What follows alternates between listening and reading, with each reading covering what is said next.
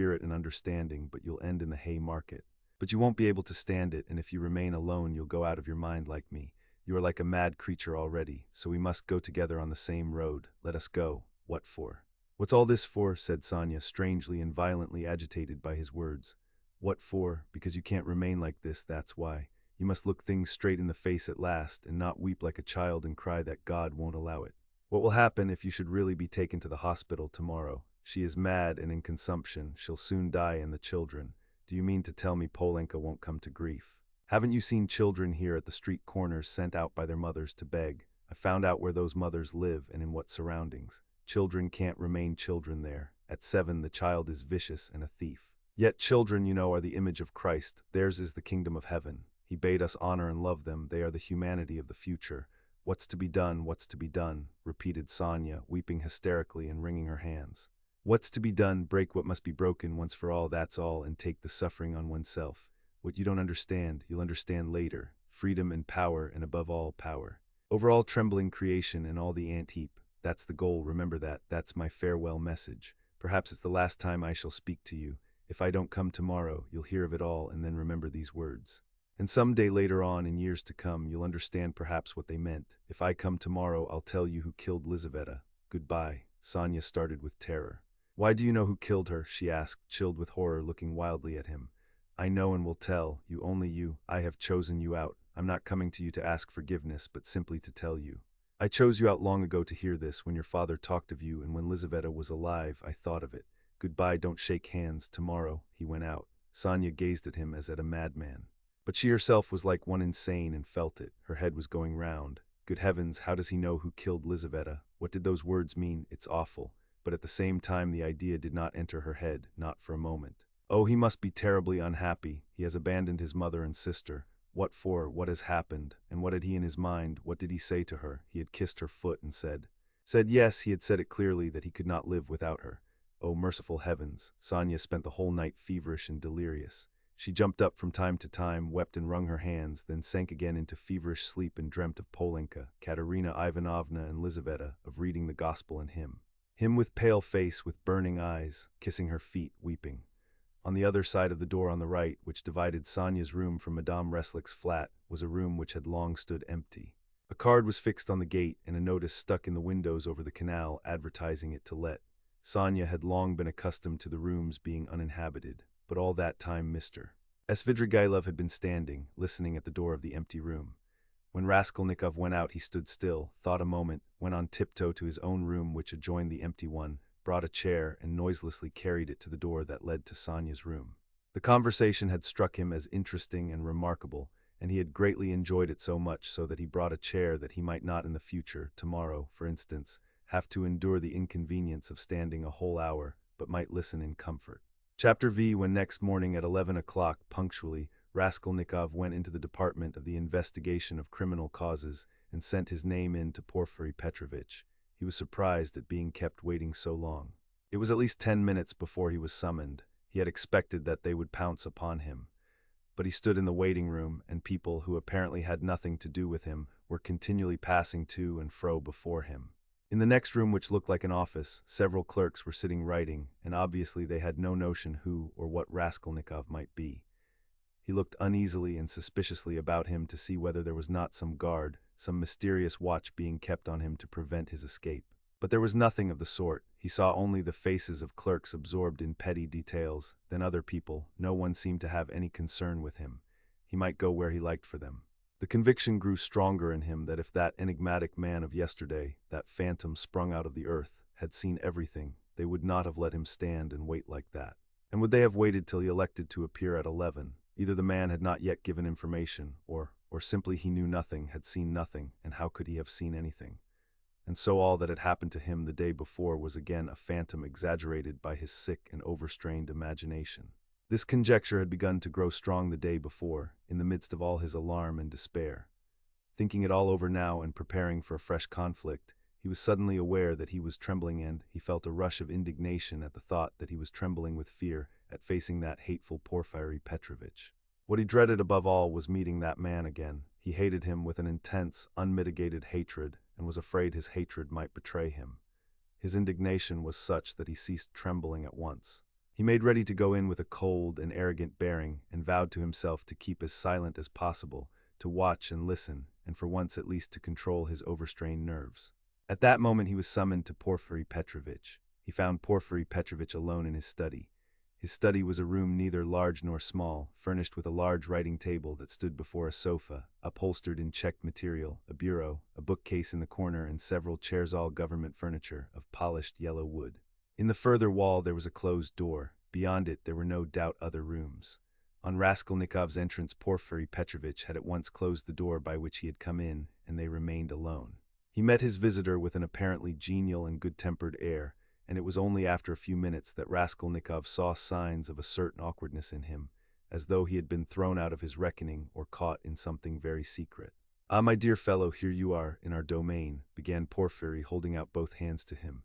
"Come, sit down, old man, or perhaps you don't like to be called my dear fellow, an old man, tout court. Please don't think it too familiar, here on the sofa." Raskolnikov sat down, keeping his eyes fixed on him. In our domain, the apologies for familiarity, the French phrase tout court, were all characteristic signs. He held out both hands to me, but he did not give me one. He drew it back in time, struck him suspiciously. Both were watching each other, but when their eyes met, quick as lightning they looked away. "I brought you this paper. About the watch, here it is. Is it all right, or shall I copy it again?" "What, a paper? Yes, yes, don't be uneasy, it's all right," Porfiry Petrovitch said as though in haste, and after he had said it, he took the paper and looked at it. "Yes, it's all right, nothing more is needed," he declared with the same rapidity, and he laid the paper on the table. A minute later, when he was talking of something else, he took it from the table and put it on his bureau. "I believe you said yesterday you would like to question me, formally, about my acquaintance with the murdered woman," Raskolnikov was beginning again. Why did I put in "I believe" passed through his mind in a flash. Why am I so uneasy at having put in that "I believe" came in a second flash. And he suddenly felt that his uneasiness at the mere contact with Porfiry, at the first words, at the first looks, had grown in an instant to monstrous proportions, and that this was fearfully dangerous. His nerves were quivering, his emotion was increasing. It's bad, I shall say too much again. Yes, yes, yes. There's no hurry, muttered Porfiry Petrovitch, moving to and fro about the table without any apparent aim, as it were making dashes towards the window, the bureau, and the table, at one moment avoiding Raskolnikov's suspicious glance, then again standing still and looking him straight in the face. His fat round little figure looked very strange, like a ball rolling from one side to the other and rebounding back. "We've plenty of time. Do you smoke? Have you your own? Here, a cigarette," he went on, offering his visitor a cigarette. "You know I am receiving you here, but my own quarters are through there, you know, my government quarters. But I am living outside for the time. I had to have some repairs done here. It's almost finished now. Government quarters, you know, are a capital thing. Eh, what do you think?" "Yes, a capital thing," answered Raskolnikov, looking at him almost ironically. A capital thing," repeated Porfiry Petrovitch, as though he had just thought of something quite different. "Yes, a capital thing," he almost shouted at last, suddenly staring at Raskolnikov and stopping short 2 steps from him. This stupid repetition was too incongruous in its ineptitude with the serious, brooding, and enigmatic glance he turned upon his visitor. But this stirred Raskolnikov's spleen more than ever, and he could not resist an ironical and rather incautious challenge. "Tell me, please," he asked suddenly, looking almost insolently at him, and taking a kind of pleasure in his own insolence. "I believe it's a sort of legal rule, a sort of legal tradition for all investigating lawyers to begin their attack from afar, with a trivial, or at least an irrelevant subject, so as to encourage, or rather, to divert the man they are cross-examining, to disarm his caution, and then all at once to give him an unexpected knockdown blow with some fatal question. Isn't that so? It's a sacred tradition mentioned, I fancy, in all the manuals of the art. Yes, yes. Why, do you imagine that was why I spoke about government quarters?" Eh? And as he said this, Porfiry Petrovitch screwed up his eyes and winked. A good-humored, crafty look passed over his face. The wrinkles on his forehead were smoothed out, his eyes contracted, his features broadened, and he suddenly went off into a nervous, prolonged laugh, shaking all over and looking Raskolnikov straight in the face. The latter forced himself to laugh too, but when Porfiry, seeing that he was laughing, broke into such a guffaw that he turned almost crimson, Raskolnikov's repulsion overcame all precaution. He left off laughing, scowled, and stared with hatred at Porfiry, keeping his eyes fixed on him while his intentionally prolonged laughter lasted. There was lack of precaution on both sides, however, for Porfiry Petrovitch seemed to be laughing in his visitor's face, and to be very little disturbed at the annoyance with which the visitor received it. The latter fact was very significant in Raskolnikov's eyes. He saw that Porfiry Petrovitch had not been embarrassed just before either, but that he, Raskolnikov, had perhaps fallen into a trap. That there must be something, some motive here unknown to him, that perhaps everything was in readiness and in another moment would break upon him. He went straight to the point at once, rose from his seat and took his cap. Porfiry Petrovitch, he began resolutely, though with considerable irritation, yesterday you expressed a desire that I should come to you for some inquiries. He laid special stress on the word inquiries. I have come, and if you have anything to ask me, ask it, and if not, allow me to withdraw. I have no time to spare. I have to be at the funeral of that man who was run over, of whom you know also, he added, feeling angry at once at having made this addition and more irritated at his anger. I am sick of it all, do you hear? And have long been. It's partly what made me ill. In short, he shouted, feeling that the phrase about his illness was still more out of place. In short, kindly examine me or let me go at once. And if you must examine me, do so in the proper form. I will not allow you to do so otherwise, and so meanwhile, goodbye, as we have evidently nothing to keep us now. Good heavens, what do you mean? What shall I question you about? Cackled Porfiry Petrovitch with a change of tone, instantly leaving off laughing. Please don't disturb yourself, he began, fidgeting from place to place and fussily making Raskolnikov sit down. There's no hurry, it's all nonsense. Oh no, I'm very glad you've come to see me at last. I look upon you simply as a visitor, and as for my confounded laughter, please excuse it, Rodion Romanovitch, that is your name. It's my nerves, you tickled me so with your witty observation. I assure you, sometimes I shake with laughter like an india-rubber ball for half an hour at a time. I'm often afraid of an attack of paralysis. Do sit down, please do, or I shall think you are angry. Raskolnikov did not speak. He listened, watching him, still frowning angrily. He did sit down, but still held his cap. I must tell you one thing about myself, my dear Rodion Romanovitch, Porfiry Petrovitch continued, moving about the room and again avoiding his visitor's eyes. You see, I'm a bachelor, a man of no consequence and not used to society. Besides, I have nothing before me, I'm set, I'm running to seed And have you noticed, Rodion Romanovitch, that in our Petersburg circles, if two clever men meet who are not intimate, but respect each other like you and me, it takes them half an hour before they can find a subject for conversation. They are dumb, they sit opposite each other and feel awkward. Everyone has subjects of conversation, ladies for instance. People in high society always have their subjects of conversation, c'est de rigueur, but people of the middle sort like us, thinking people that is, are always tongue-tied and awkward. What is the reason of it, whether it is the lack of public interest, or whether it is we are so honest we don't want to deceive one another? I don't know. What do you think? Do put down your cap, it looks as if you were just going, it makes me uncomfortable. I am so delighted. Raskolnikov put down his cap and continued listening in silence with a serious frowning face to the vague and empty chatter of Porfiry Petrovitch.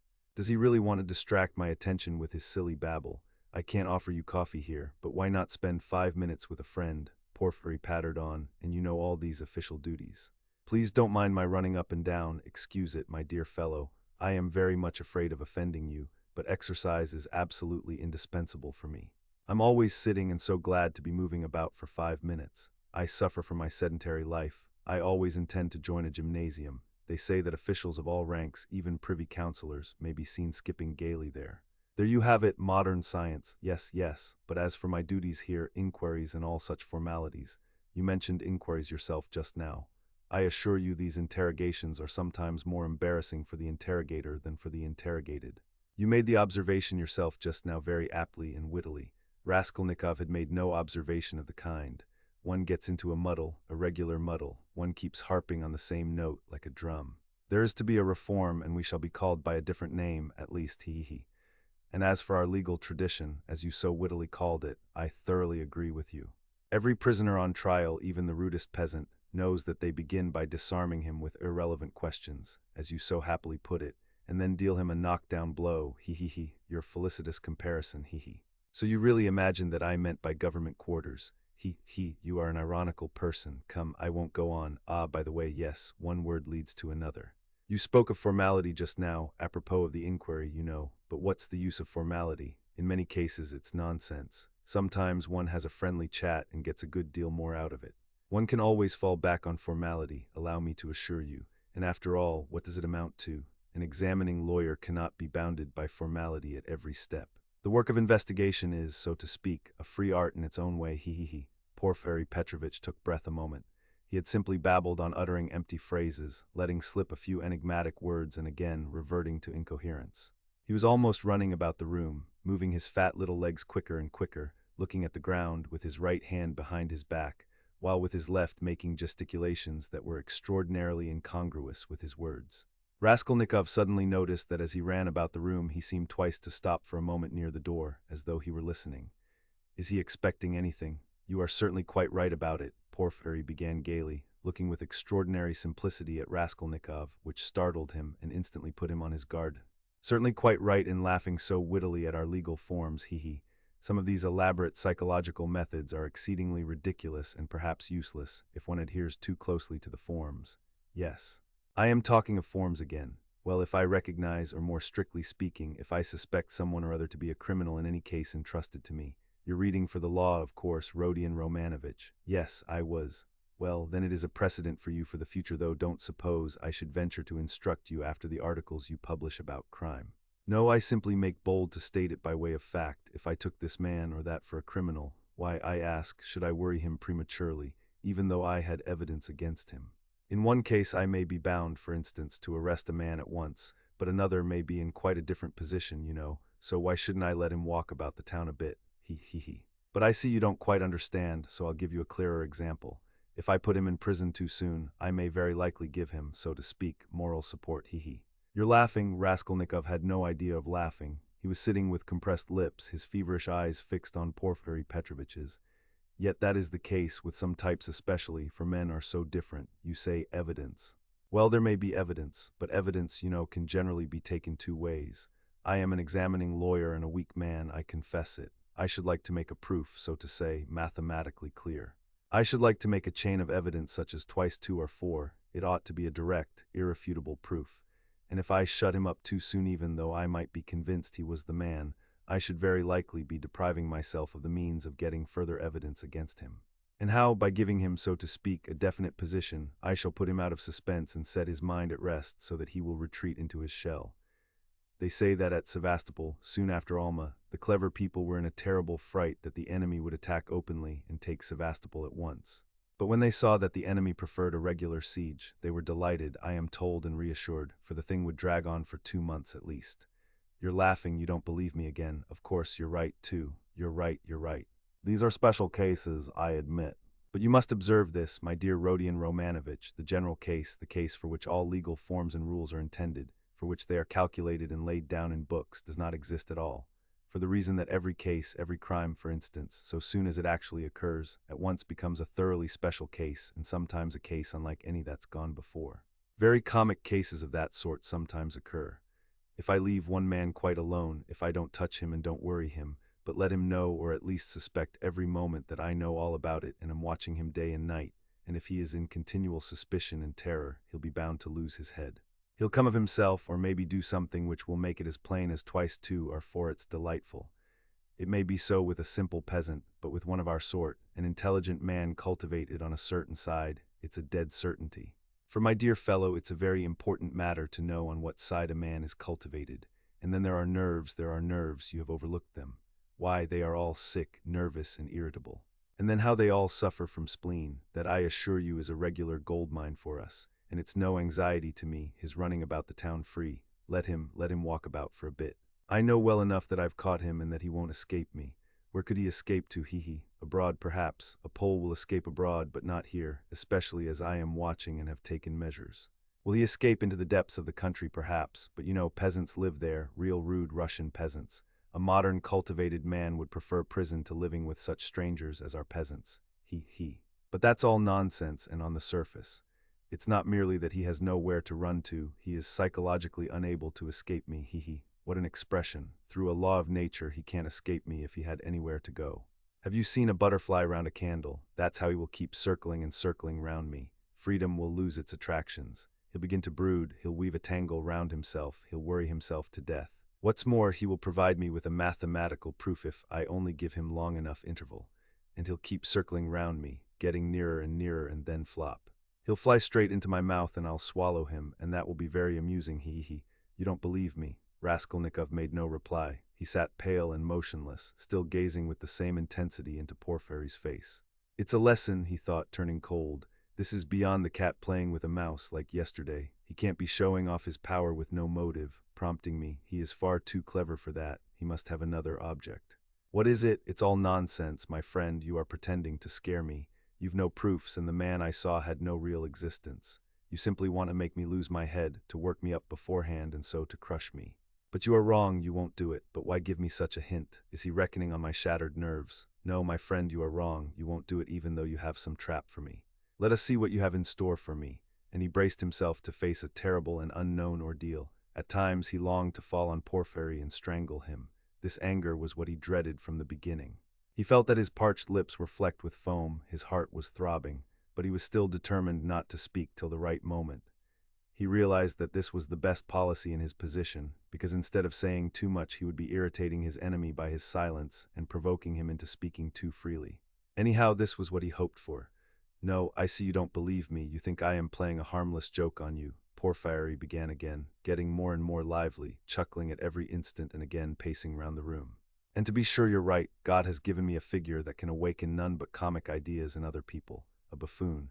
But let me tell you, and I repeat it, excuse an old man, my dear Rodion Romanovich. You are a man still young, so to say, in your first youth, and so you put intellect above everything, like all young people. Playful wit and abstract arguments fascinate you, and that's for all the world like the old Austrian Hofkriegsrath, as far as I can judge of military matters, that is. On paper they'd beaten Napoleon and taken him prisoner, and there in their study they worked it all out in the cleverest fashion. But look you, General Mack surrendered with all his army, he. I see, Rodion Romanovich, you are laughing at a civilian like me, taking examples out of military history, but I can't help it, it's my weakness. I am fond of military science. And I'm ever so fond of reading all military histories. I've certainly missed my proper career. I ought to have been in the army, upon my word I ought. I shouldn't have been a Napoleon, but I might have been a major, he. Well, I'll tell you the whole truth, my dear fellow, about this special case. I mean, actual fact and a man's temperament, my dear sir, are weighty matters, and it's astonishing how they sometimes deceive the sharpest calculation. I listened to an old man, I'm speaking seriously, Rodion Romanovich. As he said this, Porphyry Petrovitch, who was scarcely 35, actually seemed to have grown old. Even his voice changed, and he seemed to shrink together. Moreover, I'm a candid man. Am I a candid man or not? What do you say? I fancy I really am. I tell you these things for nothing, and don't even expect a reward for it, he. Well, to proceed, wit in my opinion is a splendid thing. It is, so to say, an adornment of nature and a consolation of life, and what tricks it can play. So that it sometimes is hard for a poor examining lawyer to know where he is, especially when he's liable to be carried away by his own fancy too, for you know he is a man after all. But the poor fellow is saved by the criminal's temperament, worse luck for him. But young people carried away by their own wit don't think of that when they overstep all obstacles, as you wittily and cleverly expressed it yesterday. He will lie, that is, the man who is a special case, the incognito, and he will lie well in the cleverest fashion. You might think he would triumph and enjoy the fruits of his wit, but at the most interesting, the most flagrant moment he will faint. Of course there may be illness and a stuffy room as well, but anyway he's given us the idea. He lied incomparably, but he didn't reckon on his temperament. That's what betrays him. Another time he will be carried away by his playful wit into making fun of the man who suspects him. He will turn pale as it were on purpose to mislead, but his paleness will be too natural, too much like the real thing. Again he has given us an idea. Though his questioner may be deceived at first, he will think differently next day if he is not a fool, and of course it is like that at every step. He puts himself forward where he is not wanted, speaks continually when he ought to keep silent, brings in all sorts of allegorical allusions, he. Comes and asks, why didn't you take me long ago, he. And that can happen, you know, with the cleverest man, the psychologist, the literary man. The temperament reflects everything like a mirror. Gaze into it and admire what you see. But why are you so pale, Rodion Romanovich? Is the room stuffy? Shall I open the window? Oh, don't trouble, please, cried Raskolnikov, and he suddenly broke into a laugh. Please don't trouble. Porphyry stood facing him, paused a moment, and suddenly he too laughed. Raskolnikov got up from the sofa, abruptly checking his hysterical laughter. Porphyry Petrovitch, he began, speaking loudly and distinctly, though his legs trembled and he could scarcely stand. I see clearly at last that you actually suspect me of murdering that old woman and her sister Lizaveta. Let me tell you for my part that I am sick of this. If you find that you have a right to prosecute me legally, to arrest me, then prosecute me, arrest me. But I will not let myself be jeered at to my face and worried. His lips trembled, his eyes glowed with fury, and he could not restrain his voice. I won't allow it, he shouted, bringing his fist down on the table. Do you hear that, Porfiry Petrovitch? I won't allow it. Good heavens, what does it mean? Cried Porfiry Petrovitch, apparently quite frightened. Rodion Romanovitch, my dear fellow, what is the matter with you? I won't allow it, Raskolnikov shouted again. Hush, my dear man, they'll hear and come in. Just think, what could we say to them? Porfiry Petrovitch whispered in horror, bringing his face close to Raskolnikov's. I won't allow it, I won't allow it, Raskolnikov repeated mechanically, but he too spoke in a sudden whisper. Porfiry turned quickly and ran to open the window. Some fresh air, and you must have some water, my dear fellow. You're ill. And he was running to the door to call for some when he found a decanter of water in the corner. Come, drink a little, he whispered, rushing up to him with the decanter. It will be sure to do you good. Porfiry Petrovitch's alarm and sympathy were so natural that Raskolnikov was silent and began looking at him with wild curiosity. He did not take the water, however. Rodion Romanovitch, my dear fellow, you'll drive yourself out of your mind, I assure you. Have some water, do drink a little. He forced him to take the glass. Raskolnikov raised it mechanically to his lips, but set it on the table again with disgust. Yes, you've had a little attack. You'll bring back your illness again, my dear fellow. Porfiry Petrovitch cackled with friendly sympathy, though he still looked rather disconcerted. Good heavens, you must take more care of yourself. Dmitri Prokofitch was here. Came to see me yesterday, I know. I've a nasty, ironical temper, but what they made of it. Good heavens, he came yesterday after you'd been. We dined and he talked away, and I could only throw up my hands in despair. Did he come from you? But do sit down, for mercy's sake, sit down. No, not from me, but I knew he went to you, and why he went, Raskolnikov answered sharply. You knew, I knew, what of it? Why this, Rodion Romanovitch, that I know more than that about you. I know about everything. I know how you went to take a flat at night when it was dark, and how you rang the bell and asked about the blood, so that the workmen and the porter did not know what to make of it. Yes, I understand your state of mind at that time. But you'll drive yourself mad like that, upon my word. You'll lose your head. You're full of generous indignation at the wrongs you've received, first from destiny and then from the police officers, and so you rush from one thing to another to force them to speak out and make an end of it all, because you are sick of all this suspicion and foolishness. That's so, isn't it? I have guessed how you feel, haven't I? Only in that way you'll lose your head, and Razumihin's too. He's too good a man for such a position, you must know that. You are ill and he is good, and your illness is infectious for him. I'll tell you about it when you are more yourself, but do sit down, for goodness sake. Please rest, you look shocking, do sit down. Raskolnikov sat down. He no longer shivered, he was hot all over. In amazement, he listened with strained attention to Porfiry Petrovitch, who still seemed frightened as he looked after him with friendly solicitude. But he did not believe a word he said, though he felt a strange inclination to believe. Porfiry's unexpected words about the flat had utterly overwhelmed him. How can it be he knows about the flat then, he thought suddenly, and he tells it me himself? Yes, in our legal practice there was a case almost exactly similar, a case of morbid psychology, Porfiry went on quickly.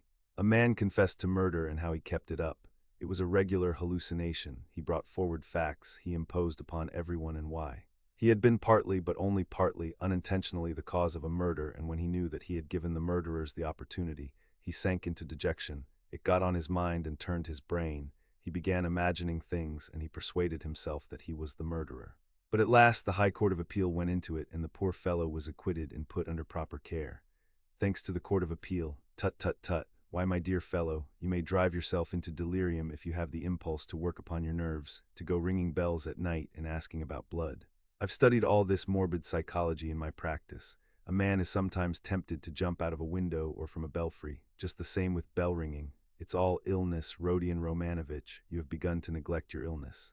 You should consult an experienced doctor. What's the good of that, fat fellow? You are light-headed. You were delirious when you did all this. For a moment Raskolnikov felt everything going round. Is it possible, flashed through his mind, that he is still lying? He can't be. He rejected that idea, feeling to what a degree of fury it might drive him, feeling that that fury might drive him mad. I was not delirious. I knew what I was doing, he cried, straining every faculty to penetrate Porfiry's game. I was quite myself, do you hear? Yes, I hear and understand. You said yesterday you were not delirious. You were particularly emphatic about it. I understand all you can tell me. Listen, Rodion Romanovitch, my dear fellow. If you were actually a criminal, or were somehow mixed up in this damnable business, would you insist that you were not delirious but in full possession of your faculties, and so emphatically and persistently? Would it be possible? Quite impossible to my thinking. If you had anything on your conscience, you certainly ought to insist that you were delirious. That's so, isn't it? There was a note of slyness in this inquiry. Raskolnikov drew back on the sofa as Porfiry bent over him and stared in silent perplexity at him. Another thing about Razumihin, you certainly ought to have said that he came of his own accord, to have concealed your part in it. But you don't conceal it, you lay stress on his coming at your instigation. Raskolnikov had not done so. A chill went down his back. You keep telling lies, he said slowly and weakly, twisting his lips into a sickly smile. You are trying again to show that you know all my game, that you know all I shall say beforehand, he said, conscious himself that he was not weighing his words as he ought. You want to frighten me, or you are simply laughing at me. He still stared at him as he said this, and again there was a light of intense hatred in his eyes. You keep lying, he said. You know perfectly well that the best policy for the criminal is to tell the truth as nearly as possible, to conceal as little as possible. I don't believe you. What a wily person you are, Porfiry tittered. There's no catching you. You've a perfect monomania, so you don't believe me. But still you do believe me, you believe a quarter. I'll soon make you believe the whole, because I have a sincere liking for you and genuinely wish you good. Raskolnikov's lips trembled. Yes, I do, went on Porfiry, touching Raskolnikov's arm genially. You must take care of your illness. Besides, your mother and sister are here now. You must think of them. You must soothe and comfort them, and you do nothing but frighten them. What has that to do with you? How do you know it? What concern is it of yours? You are keeping watch on me and want to let me know it. Good heavens. Why, I learned it all from you yourself. You don't notice that in your excitement you tell me and others everything. From Razumihin, too, I learnt a number of interesting details yesterday. No, you interrupted me, but I must tell you that, for all your wit, your suspiciousness makes you lose the common-sense view of things. To return to bell-ringing, for instance. I, an examining lawyer, have betrayed a precious thing like that, a real fact, for it is a fact worth having, and you see nothing in it. Why, if I had the slightest suspicion of you, should I have acted like that? No, I should first have disarmed your suspicions and not let you see I knew of that fact, should have diverted your attention, and suddenly have dealt you a knockdown blow, your expression saying. And what were you doing, sir, pray, at 10 or nearly 11 at the murdered woman's flat, and why did you ring the bell, and why did you ask about blood? And why did you invite the porters to go with you to the police station, to the lieutenant? That's how I ought to have acted if I had a grain of suspicion of you. I ought to have taken your evidence in due form, searched your lodging, and perhaps have arrested you too. So I have no suspicion of you, since I have not done that. But you can't look at it normally and you see nothing, I say again. Raskolnikov started so that Porfiry Petrovitch could not fail to perceive it. You are lying all the while, he cried. I don't know your object, but you are lying. You did not speak like that just now, and I cannot be mistaken. I am lying, Porfiry repeated, apparently incensed, but preserving a good-humored and ironical face, as though he were not in the least concerned at Raskolnikov's opinion of him. I am lying, but how did I treat you just now, I, the examining lawyer, prompting you and giving you every means for your defense? Illness, I said, delirium, injury, melancholy, and the police officers, and all the rest of it. Ah. He, though indeed all those psychological means of defense are not very reliable and cut both ways. Illness, delirium, I don't remember, that's all right, but why, my good sir, in your illness and in your delirium were you haunted by just those delusions and not by any others? There may have been others, eh, he. Raskolnikov looked haughtily and contemptuously at him. Briefly, he said loudly and imperiously, rising to his feet and in so doing pushing Porfiry back a little. Briefly, I want to know, do you acknowledge me perfectly free from suspicion or not? Tell me, Porfiry Petrovitch, tell me once for all and make haste. What a business I'm having with you, cried Porfiry with a perfectly good-humored, sly, and composed face. And why do you want to know? Why do you want to know so much, since they haven't begun to worry you? Why, you are like a child asking for matches. And why are you so uneasy? Why do you force yourself upon us, eh? He, I repeat, Raskolnikov cried furiously, that I can't put up with it. With what uncertainty? Interrupted Porfiry. Don't jeer at me, I won't have it, I tell you I won't have it.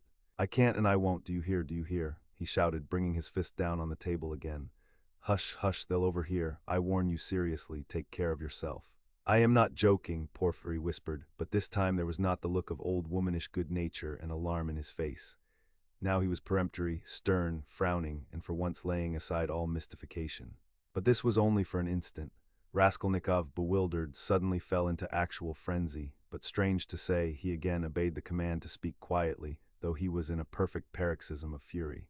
I will not allow myself to be tortured, he whispered, instantly recognizing with hatred that he could not help obeying the command and driven to even greater fury by the thought. Arrest me, search me, but kindly act in due form and don't play with me. Don't dare. Don't worry about the form, Porfiry interrupted with the same sly smile, as it were, gloating with enjoyment over Raskolnikov. I invited you to see me quite in a friendly way. I don't want your friendship and I spit on it, do you hear? And here I take my cap and go. What will you say now if you mean to arrest me? He took up his cap and went to the door. And won't you see my little surprise? Chuckled Porfiry, again taking him by the arm and stopping him at the door. He seemed to become more playful and good-humored, which maddened Raskolnikov. What surprise? He asked, standing still and looking at Porfiry in alarm. My little surprise, it's sitting there behind the door. He pointed to the locked door. I locked him in that he should not escape. What is it? Where? What? Raskolnikov walked to the door and would have opened it, but it was locked. It's locked, here's the key, and he brought a key out of his pocket. You are lying, roared Raskolnikov without restraint. You lie, you damned Punchinello, and he rushed at Porfiry, who retreated to the other door, not at all alarmed. I understand it all, you are lying and mocking so that I may betray myself to you. Why, you could not betray yourself any further, my dear Rodion Romanovitch. You are in a passion. Don't shout, I shall call the clerks. You are lying, call the clerks. You knew I was ill and tried to work me into a frenzy to make me betray myself. That was your object. Produce your facts. I understand it all. You've no evidence, you have only wretched, rubbishly suspicions like Zamatov's. You knew my character, you wanted to drive me to fury and then to knock me down with priests and deputies. Are you waiting for them? Eh?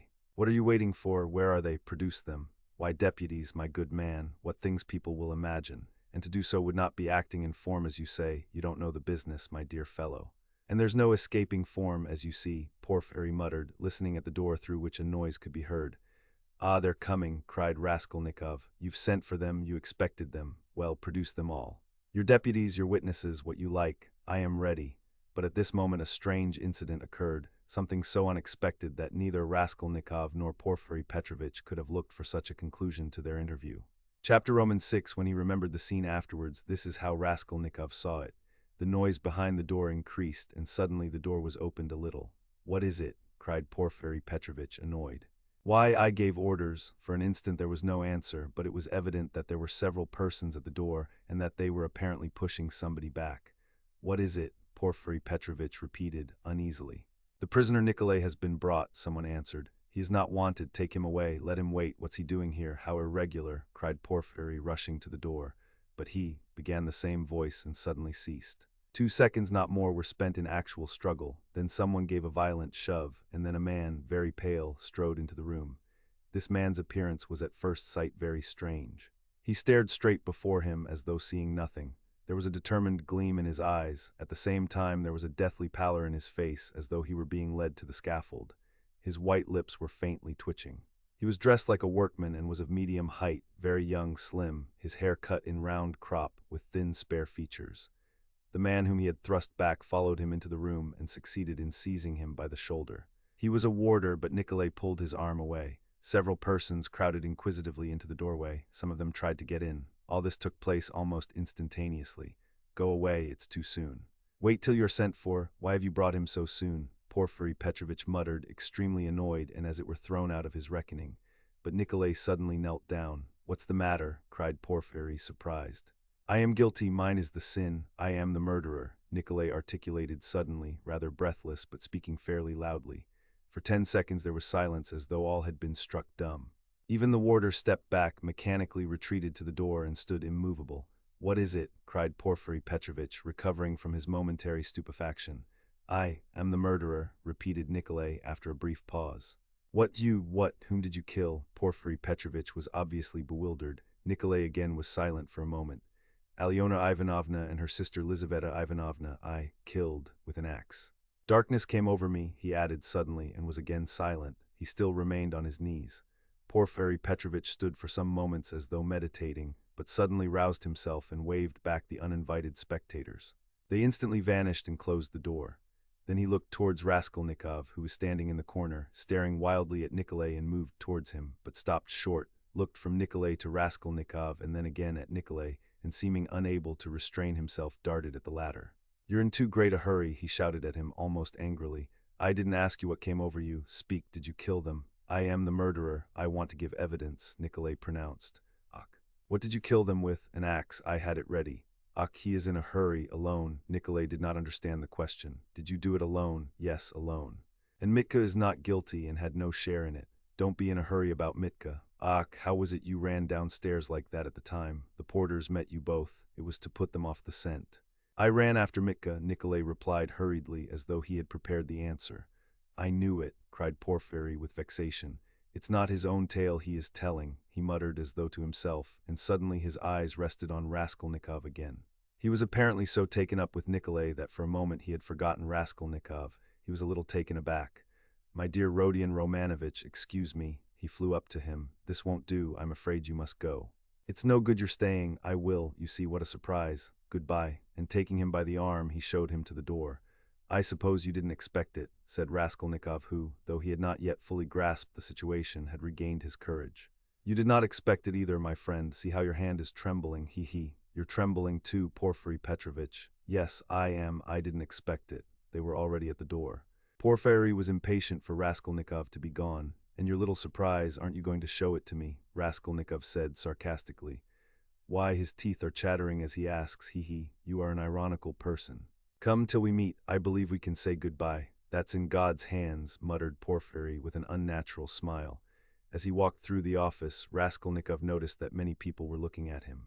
Among them he saw the two porters from the house, whom he had invited that night to the police station. They stood there waiting, but he was no sooner on the stairs than he heard the voice of Porfiry Petrovitch behind him. Turning round, he saw the latter running after him, out of breath. One word, Rodion Romanovitch. As to all the rest, it's in God's hands, but as a matter of form there are some questions I shall have to ask you. So we shall meet again, shan't we? And Porfiry stood still, facing him with a smile. Shan't we? He added again. He seemed to want to say something more, but could not speak out. You must forgive me, Porfiry Petrovitch, for what has just passed. I lost my temper, began Raskolnikov, who had so far regained his courage that he felt irresistibly inclined to display his coolness. Don't mention it, Porfiry replied almost gleefully. I myself, too, I have a wicked temper, I admit it, but we shall meet again. If it's God's will, we may see a great deal of one another. And we'll get to know each other through and through, added Raskolnikov. Yes, know each other through and through, assented Porfiry Petrovitch, and he screwed up his eyes, looking earnestly at Raskolnikov. Now you're going to a birthday party, to a funeral. Of course, the funeral. Take care of yourself and get well. I don't know what to wish you, said Raskolnikov, who had begun to descend the stairs but looked back again. I should like to wish you success, but your office is such a comical one. Why comical? Porfiry Petrovitch had turned to go, but he seemed to prick up his ears at this. Why, how you must have been torturing and harassing that poor Nikolay psychologically after your fashion till he confessed. You must have been at him day and night, proving to him that he was the murderer, and now that he has confessed, you'll begin vivisecting him again. You are lying, you'll say. You are not the murderer, you can't be. It's not your own tale you are telling. You must admit it's a comical business. You noticed then that I said to Nikolay just now that it was not his own tale he was telling. How could I help noticing it? You are quick-witted, you notice everything, you've really a playful mind, and you always fasten on the comic side. They say that was the marked characteristic of Gogol among the writers. Yes, of Gogol. I shall look forward to meeting you. So shall I. Raskolnikov walked straight home. He was so muddled and bewildered that on getting home he sat for a quarter of an hour on the sofa, trying to collect his thoughts. He did not attempt to think about Nikolay. He was stupefied. He felt that his confession was something inexplicable, amazing, something beyond his understanding. But Nikolay's confession was an actual fact. The consequences of this fact were clear to him at once. Its falsehood could not fail to be discovered, and then they would be after him again. Till then, at least, he was free and must do something for himself, for the danger was imminent. But how imminent? His position gradually became clear to him. Remembering, sketchily, the main outlines of his recent scene with Porfiry, he could not help shuddering again with horror. Of course, he did not yet know all Porfiry's aims, he could not see into all his calculations. But he had already partly shown his hand, and no one knew better than Raskolnikov how terrible Porfiry's lead had been for him. A little more and he might have given himself away completely, circumstantially. Knowing his nervous temperament and from the first glance seeing through him, Porfiry, though playing a bold game, was bound to win.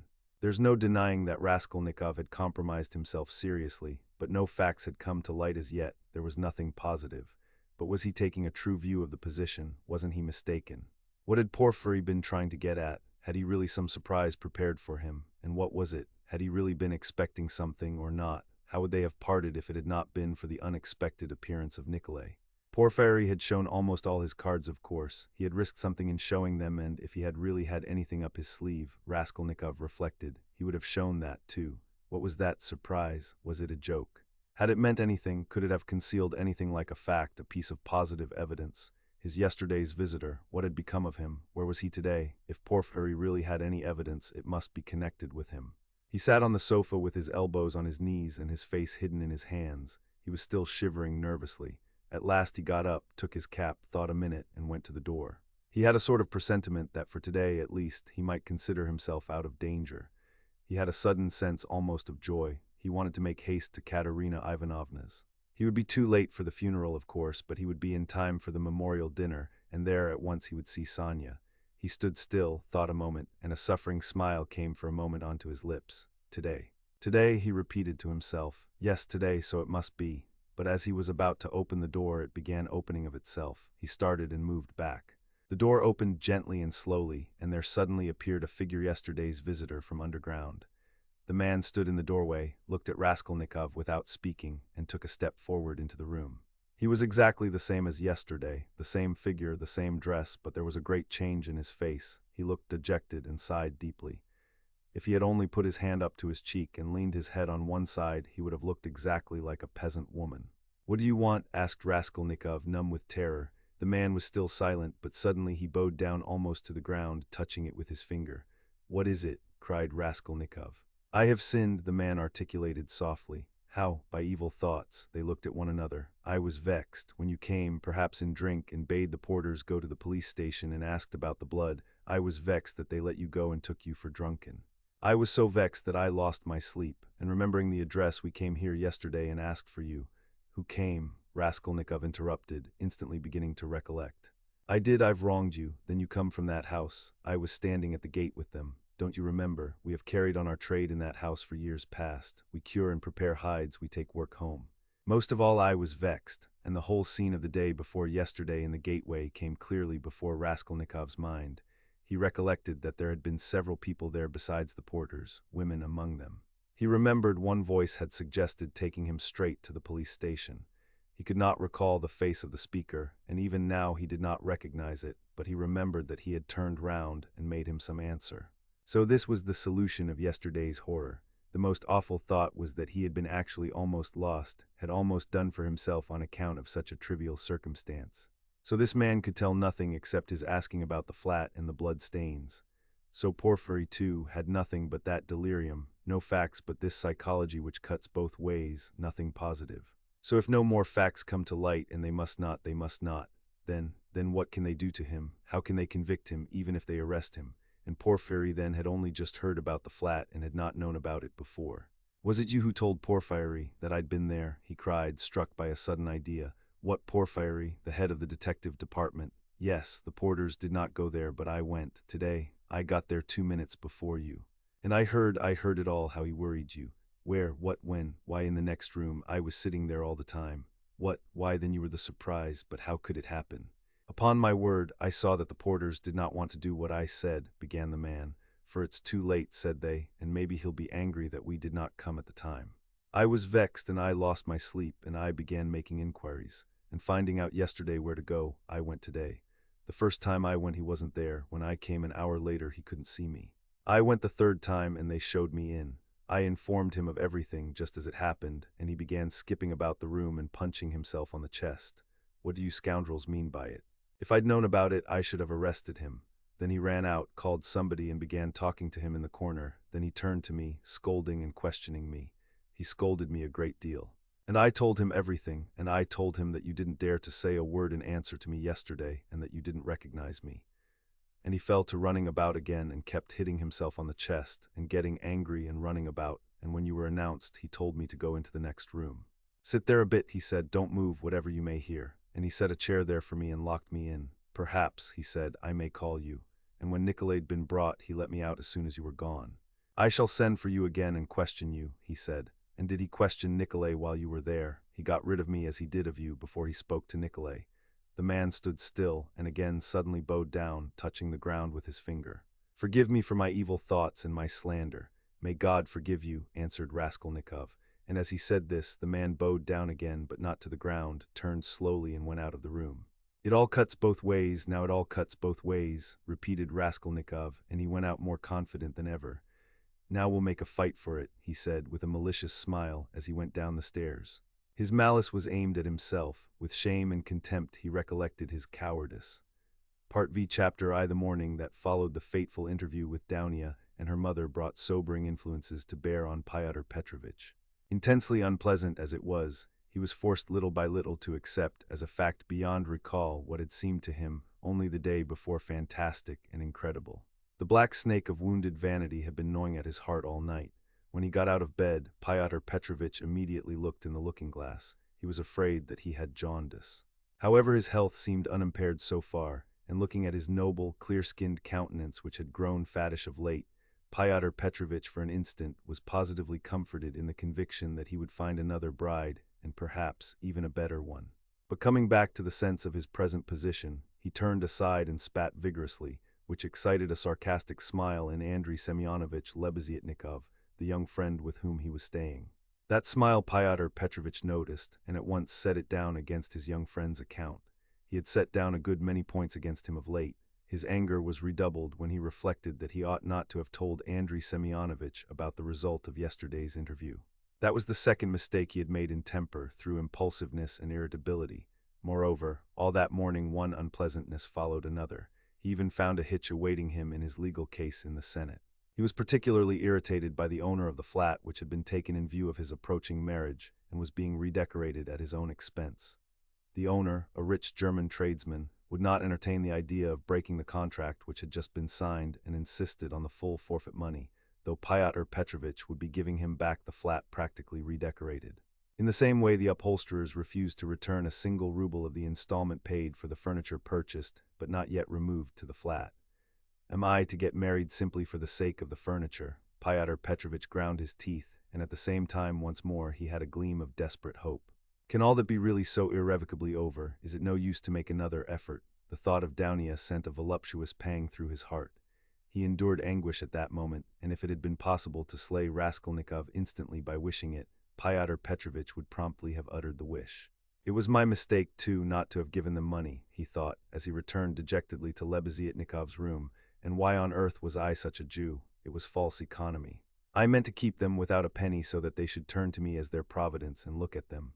Foo, if I'd spent some 1,500 rubles on them for the trousseau and presents, on knickknacks, dressing cases, jewelry materials, and all that sort of trash from Knopp's and the English shop, my position would have been better and stronger. They could not have refused me so easily. They are the sort of people that would feel bound to return money and presents if they broke it off, and they would find it hard to do it, and their conscience would prick them. How can we dismiss a man who has hitherto been so generous and delicate? I've made a blunder. And grinding his teeth again, Pyotr Petrovitch called himself a fool, but not aloud, of course. He returned home twice as irritated and angry as before. The preparations for the funeral dinner at Katerina Ivanovna's excited his curiosity as he passed. He had heard about it the day before. He fancied, indeed, that he had been invited, but absorbed in his own cares, he had paid no attention. Inquiring of Madame Lipovetsel, who was busy laying the table while Katerina Ivanovna was away at the cemetery, he heard that the entertainment was to be a great affair, that all the lodgers had been invited. Among them some who had not known the dead man, that even Andrei Semyonovitch Lebeziatnikov was invited in spite of his previous quarrel with Katerina Ivanovna, that he, Pyotr Petrovitch, was not only invited, but was eagerly expected, as he was the most important of the lodgers. Amalia Ivanovna herself had been invited with great ceremony in spite of the recent unpleasantness, and so she was very busy with preparations and was taking a positive pleasure in them. She was moreover dressed up to the nines, all in new black silk, and she was proud of it. All this suggested an idea to Pyotr Petrovitch, and he went into his room, or rather Lebeziatnikov's, somewhat thoughtful. He had learnt that Raskolnikov was to be one of the guests. Andrei Semyonovitch had been at home all the morning. The attitude of Pyotr Petrovitch to this gentleman was strange, though perhaps natural. Pyotr Petrovitch had despised and hated him from the day he came to stay with him, and at the same time he seemed somewhat afraid of him. He had not come to stay with him on his arrival in Petersburg simply from parsimony, though that had been perhaps his chief object. He had heard of Andrei Semyonovitch, who had once been his ward, as a leading young progressive who was taking an important part in certain interesting circles, the doings of which were a legend in the provinces. It had impressed Pyotr Petrovitch. These powerful, omniscient circles who despised everyone and showed everyone up had long inspired in him a peculiar but quite vague alarm. He had not, of course, been able to form even an approximate notion of what they meant. He, like everyone, had heard that there were, especially in Petersburg, progressives of some sort, nihilists and so on, and like many people, he exaggerated and distorted the significance of those words to an absurd degree. What for many years past he had feared more than anything was being shown up, and this was the chief ground for his continual uneasiness at the thought of transferring his business to Petersburg. He was afraid of this as little children are sometimes panic-stricken. Some years before, when he was just entering on his own career, he had come upon two cases in which rather important personages in the province, patrons of his, had been cruelly shown up. One instance had ended in great scandal for the person attacked, and the other had very nearly ended in serious trouble. For this reason, Pyotr Petrovitch intended to go into the subject as soon as he reached Petersburg, and if necessary, to anticipate contingencies by seeking the favor of our younger generation.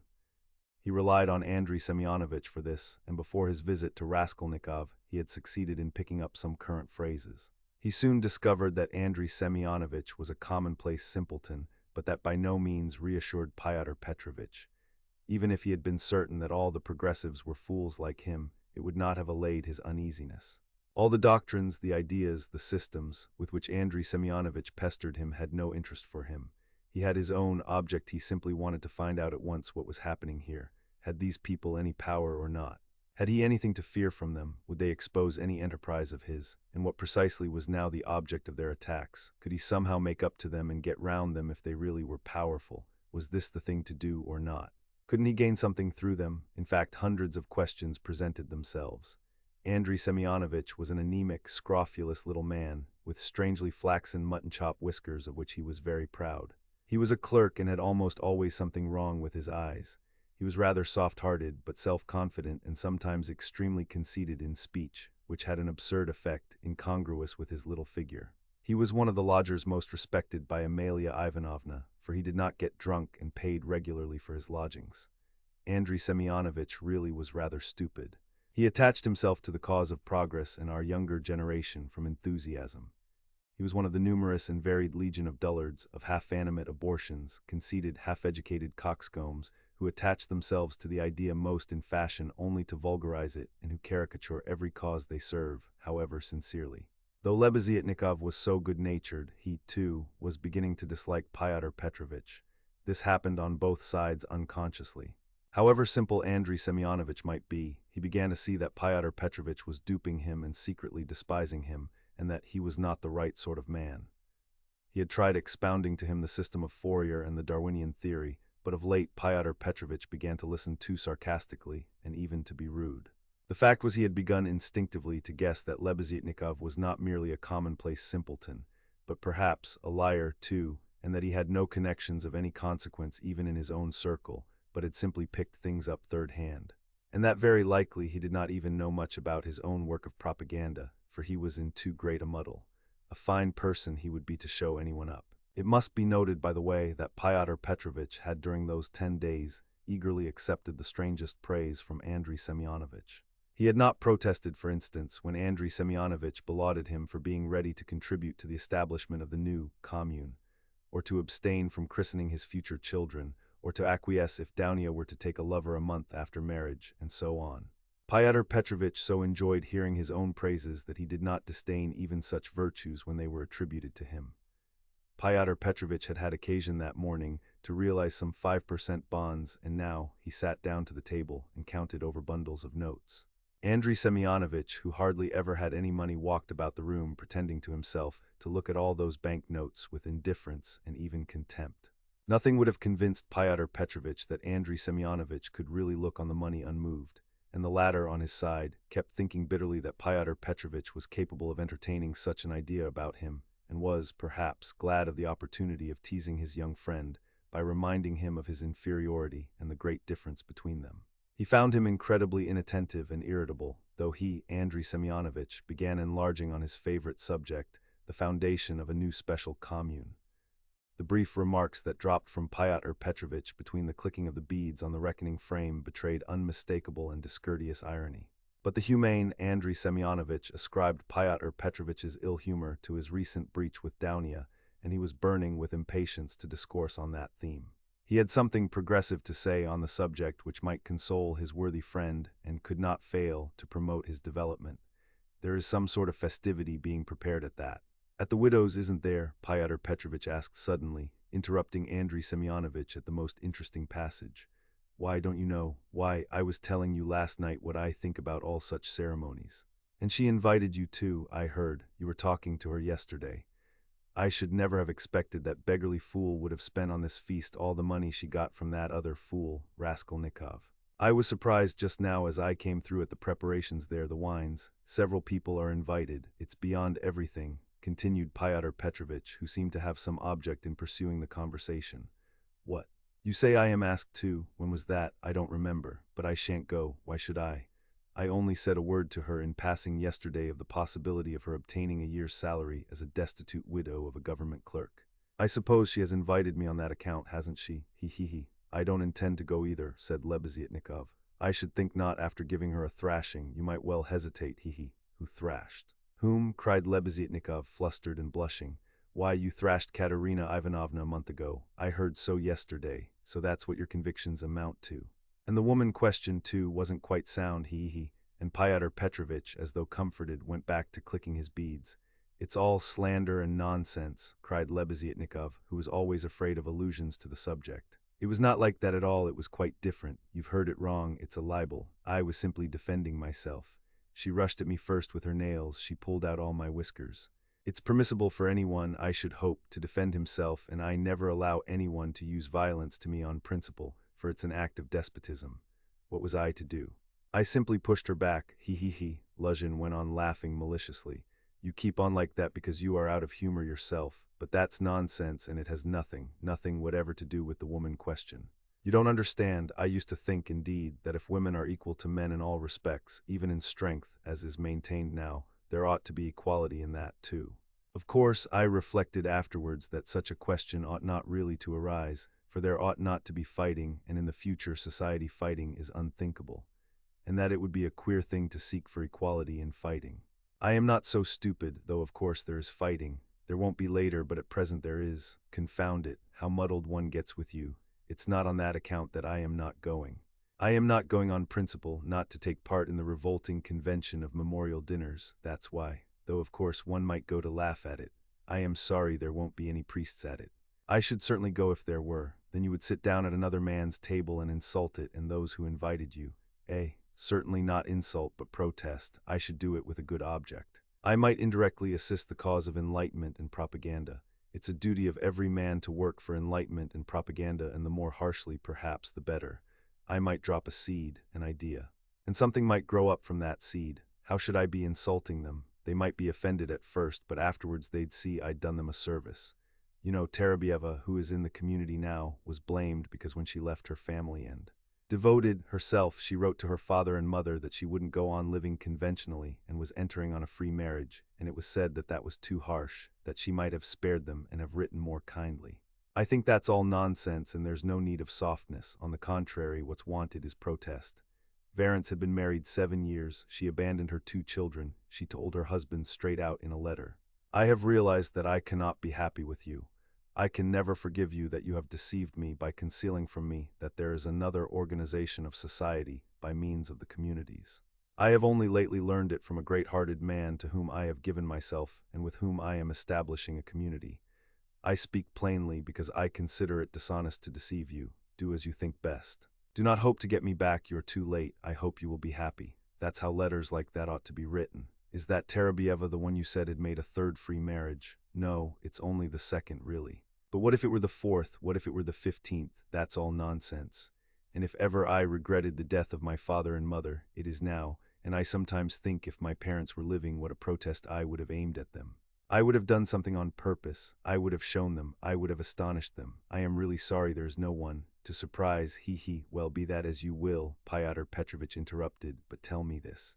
Do you know the dead man's daughter, the delicate-looking little thing? It's true what they say about her, isn't it? What of it? I think it is my own personal conviction that this is the normal condition of women. Why not? I mean, distinguons, in our present society it is not altogether normal because it is compulsory, but in the future society it will be perfectly normal because it will be voluntary. Even as it is, she was quite right. She was suffering, and that was her asset, so to speak, her capital which she had a perfect right to dispose of. Of course, in the future society there will be no need of assets, but her part will have another significance, rational and in harmony with her environment. As to Sofia Semyonovna personally, I regard her action as a vigorous protest against the organization of society, and I respect her deeply for it. I rejoice indeed when I look at her. I was told that you got her turned out of these lodgings. Lebeziatnikov was enraged. That's another slander, he yelled. It was not so at all. That was all Katerina Ivanovna's invention, for she did not understand, and I never made love to Sofia Semyonovna. I was simply developing her entirely disinterestedly, trying to rouse her to protest. All I wanted was her protest, and Sofia Semyonovna could not have remained here anyway. Have you asked her to join your community? You keep on laughing, and very inappropriately, allow me to tell you. You don't understand, there is no such role in a community. The community is established that there should be no such roles. In a community, such a role is essentially transformed, and what is stupid here is sensible there. What, under present conditions, is unnatural becomes perfectly natural in the community. It all depends on the environment. It's all the environment, and man himself is nothing. And I am on good terms with Sofia Semyonovna to this day, which is a proof that she never regarded me as having wronged her. I am trying now to attract her to the community, but on quite a different footing. What are you laughing at? We are trying to establish a community of our own, a special one, on a broader basis. We have gone further in our convictions, we reject more, and meanwhile I'm still developing Sofia Semyonovna. She has a beautiful character, and you take advantage of her fine character, eh? He. No, oh no. On the contrary, he, a queer thing to say. Believe me, why should I disguise it? In fact, I feel it strange myself how timid, chaste, and modern she is with me. And you, of course, are developing her. He, trying to prove to her that all that modesty is nonsense. Not at all. How coarsely, how stupidly, excuse me saying so, you misunderstand the word development. Good heavens, how crude you still are. We are striving for the freedom of women, and you have only one idea in your head. Setting aside the general question of chastity and feminine modesty as useless in themselves and indeed prejudices, I fully accept her chastity with me, because that's for her to decide. Of course, if she were to tell me herself that she wanted me, I should think myself very lucky, because I like the girl very much. But as it is, no one has ever treated her more courteously than I, with more respect for her dignity. I wait in hopes, that's all. You had much better make her a present of something. I bet you never thought of that. You don't understand, as I've told you already. Of course, she is in such a position, but it's another question. Quite another question. You simply despise her. Seeing a fact which you mistakenly consider deserving of contempt, you refuse to take a humane view of a fellow creature. You don't know what a character she is. I am only sorry that of late she has quite given up reading and borrowing books. I used to lend them to her. I am sorry, too, that with all the energy and resolution in protesting which she has already shown once, she has little self-reliance, little, so to say, independence, so as to break free from certain prejudices and certain foolish ideas. Yet she thoroughly understands some questions, for instance about kissing of hands, that is, that it's an insult to a woman for a man to kiss her hand, because it's a sign of inequality. We had a debate about it, and I described it to her. She listened attentively to an account of the workmen's associations in France, too. Now I am explaining the question of coming into the room in the future society. And what's that, pray? We had a debate lately on the question. Has a member of the community the right to enter another member's room, whether man or woman, at any time?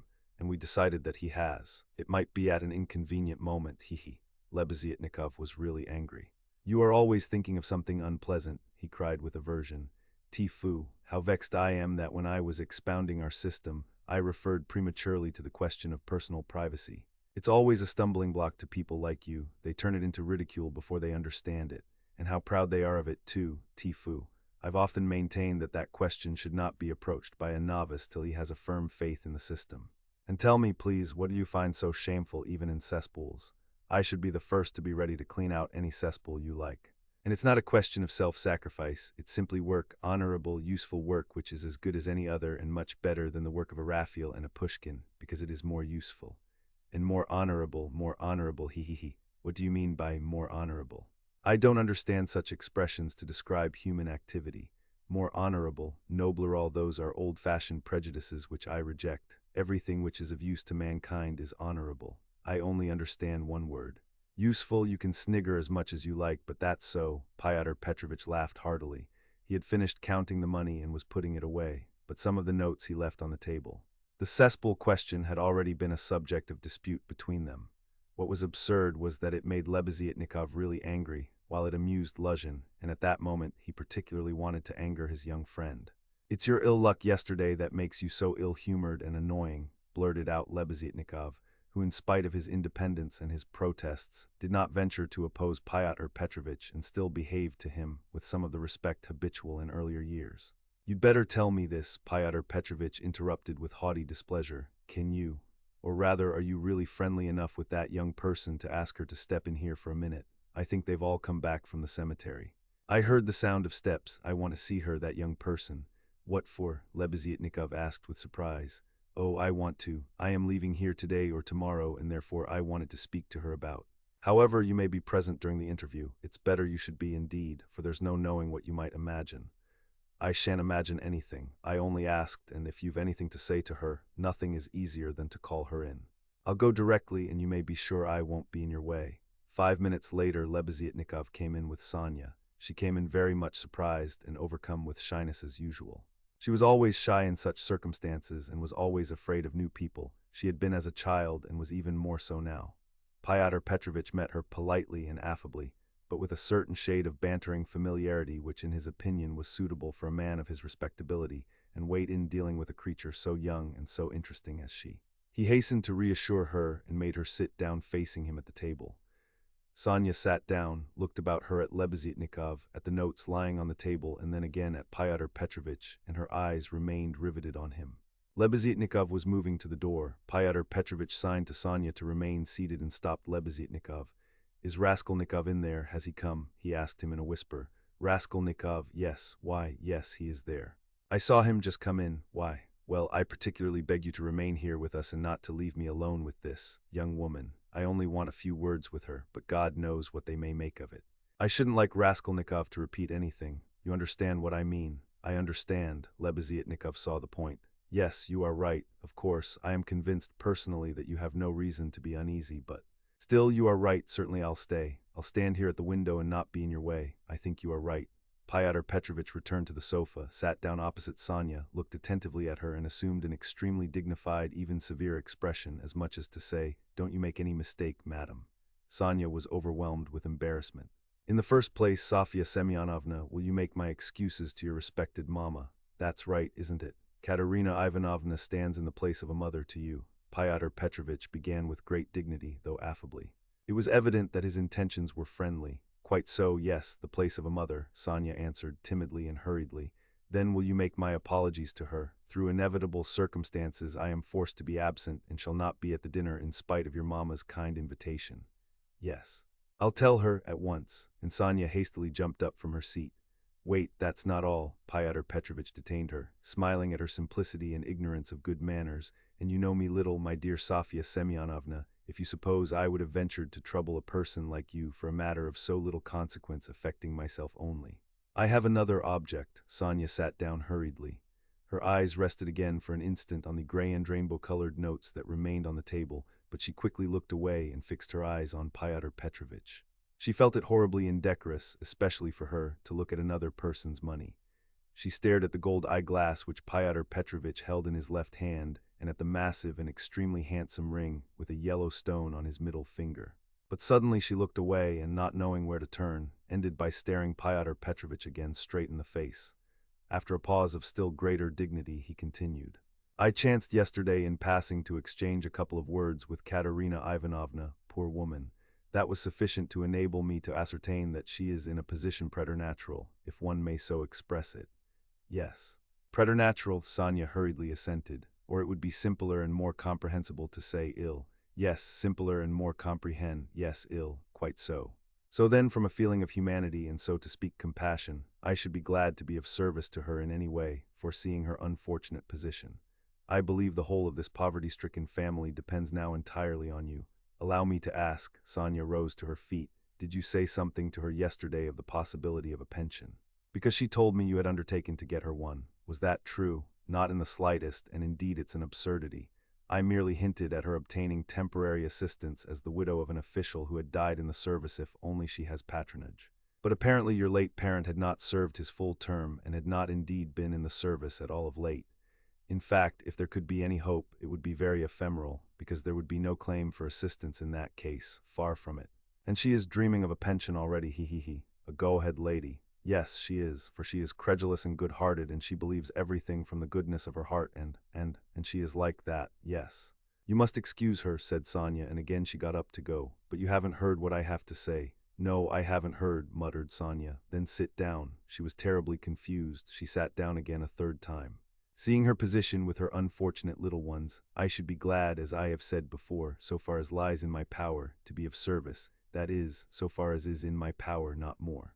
One might, for instance, get up a subscription for her, or a lottery, something of the sort, such as is always arranged in such cases by friends or even outsiders desirous of assisting people.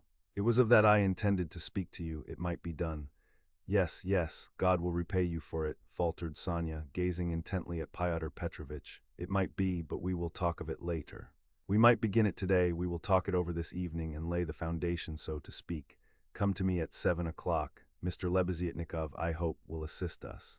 But there is one circumstance of which I ought to warn you beforehand, and for which I venture to trouble you, Sofya Semyonovna, to come here. In my opinion, money cannot be. Indeed, it's unsafe to put it into Katerina Ivanovna's own hands. The dinner today is a proof of that, though she has not, so to speak, a crust of bread for tomorrow and, well, boots or shoes or anything. She has bought today Jamaica rum, and even, I believe, Madeira and coffee. I saw it as I passed through. Tomorrow it will all fall upon you again. They won't have a crust of bread. It's absurd, really, and so, to my thinking, a subscription ought to be raised so that the unhappy widow should not know of the money, but only you, for instance. Am I right? I don't know. This is only today, once in her life. She was so anxious to do honor, to celebrate the memory, and she is very sensible. But just as you think and I shall be very, they will all be. And God will reward, and the orphans. Sonia burst into tears. Very well then, keep it in mind. And now will you accept for the benefit of your relation the small sum that I am able to spare for me personally? I am very anxious that my name should not be mentioned in connection with it. Here, having so to speak anxieties of my own, I cannot do more. And Pyotr Petrovitch held out to Sonia a 10-ruble note carefully unfolded. Sonia took it, flushed crimson, jumped up, muttered something and began taking leave. Pyotr Petrovitch accompanied her ceremoniously to the door. She got out of the room at last, agitated and distressed, and returned to Katerina Ivanovna, overwhelmed with confusion. All this time Lebeziatnikov had stood at the window or walked about the room, anxious not to interrupt the conversation. When Sonia had gone, he walked up to Pyotr Petrovitch and solemnly held out his hand. I heard and saw everything, he said, laying stress on the last verb. That is honorable, I mean to say it's humane. You wanted to avoid gratitude, I saw.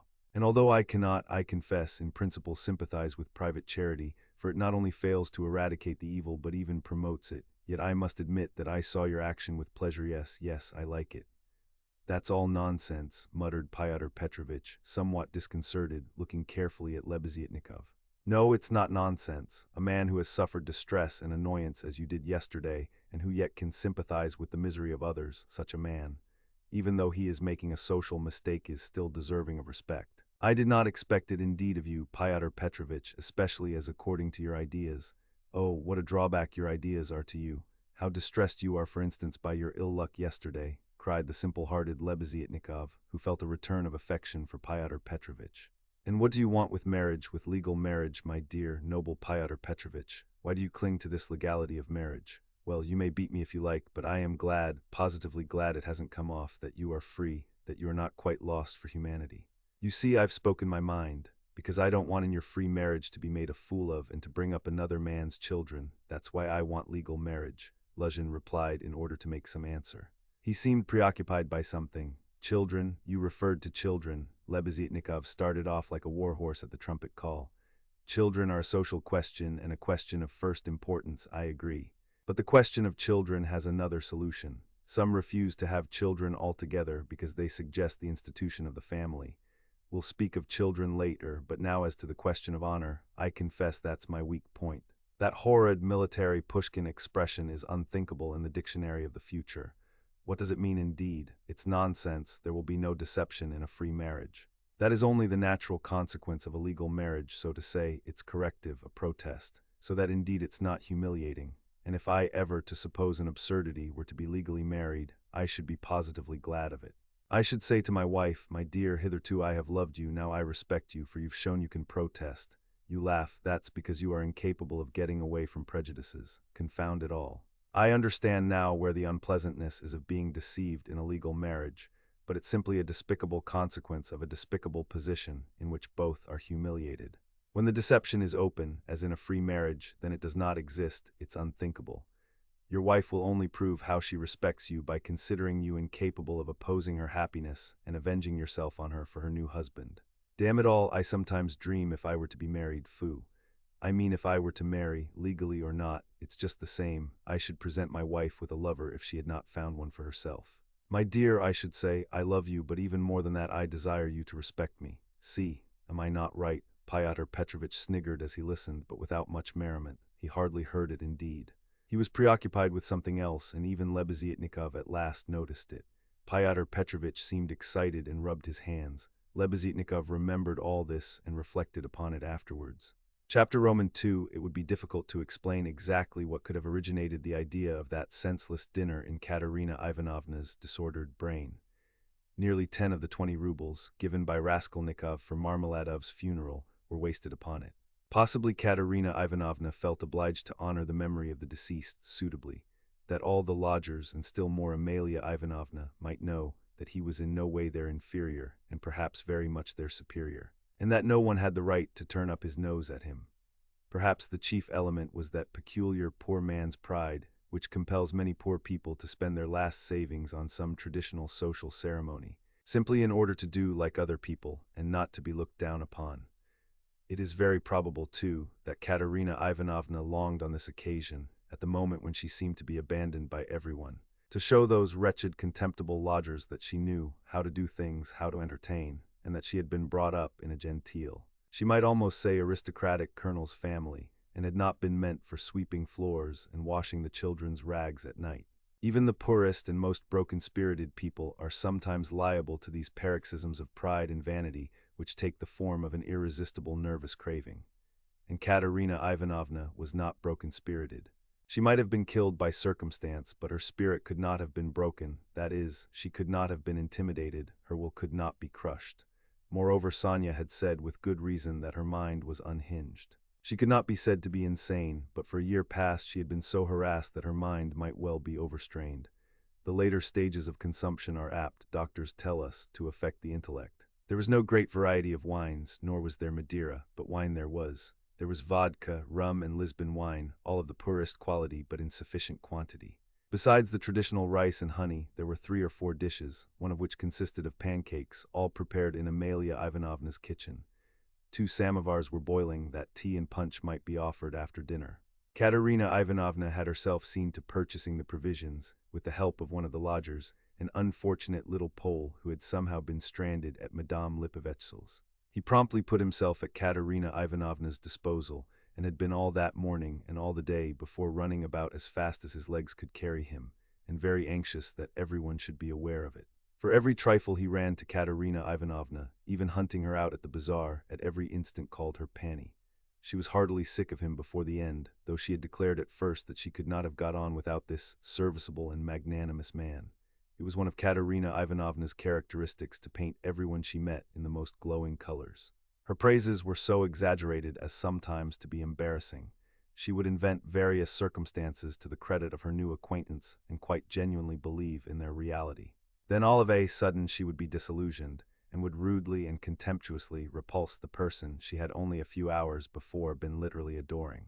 She was naturally of a gay, lively, and peace-loving disposition, but from continual failures and misfortunes she had come to desire so keenly that all should live in peace and joy, and should not dare to break the peace, that the slightest jar, the smallest disaster reduced her almost to frenzy, and she would pass in an instant from the brightest hopes and fancies to cursing her fate and raving, and knocking her head against the wall. Amalia Ivanovna, too, suddenly acquired extraordinary importance in Katerina Ivanovna's eyes, and was treated by her with extraordinary respect, probably only because Amalia Ivanovna had thrown herself heart and soul into the preparations. She had undertaken to lay the table, to provide the linen, crockery, etc., and to cook the dishes in her kitchen, and Katerina Ivanovna had left it all in her hands and gone herself to the cemetery. Everything had been well done. Even the tablecloth was nearly clean. The crockery, knives, forks, and glasses were, of course, of all shapes and patterns, lent by different lodgers, but the table was properly laid at the time fixed, and Amalia Ivanovna, feeling she had done her work well, had put on a black silk dress and a cap with new mourning ribbons and met the returning party with some pride. This pride, though justifiable, displeased Katerina Ivanovna for some reason, as though the table could not have been laid except by Amalia Ivanovna. She disliked the cap with new ribbons, too. Could she be stuck up, the stupid German, because she was mistress of the house, and had consented as a favor to help her poor lodgers? As a favor, fancy that. Katerina Ivanovna's father, who had been a colonel and almost a governor, had sometimes had the table set for 40 persons, and then anyone like Amalia Ivanovna, or rather Ludwigovna, would not have been allowed into the kitchen. Katerina Ivanovna, however, put off expressing her feelings for the time and contented herself with treating her coldly, though she decided inwardly that she would certainly have to put Amalia Ivanovna down and set her in her proper place, for goodness only knew what she was fancying herself. Katerina Ivanovna was irritated too by the fact that hardly any of the lodgers invited had come to the funeral, except the Pole who had just managed to run into the cemetery, while to the memorial dinner the poorest and most insignificant of them had turned up, the wretched creatures, many of them not quite sober. The older and more respectable of them all, as if by common consent, stayed away. Pyotr Petrovich Luzhin, for instance, who might be said to be the most respectable of all the lodgers, did not appear, though Katerina Ivanovna had the evening before told all the world, that is Amalia Ivanovna, Polenka, Sonia and the Pole, that he was the most generous, noble-hearted man with a large property and vast connections, who had been a friend of her first husband's and a guest in her father's house, and that he had promised to use all his influence to secure her a considerable pension. It must be noted that when Katerina Ivanovna exalted anyone's connections and fortune, it was without any ulterior motive, quite disinterestedly, for the mere pleasure of adding to the consequence of the person praised. Probably taking his cue from Luzhin, that contemptible wretch Lebeziatnikov had not turned up either.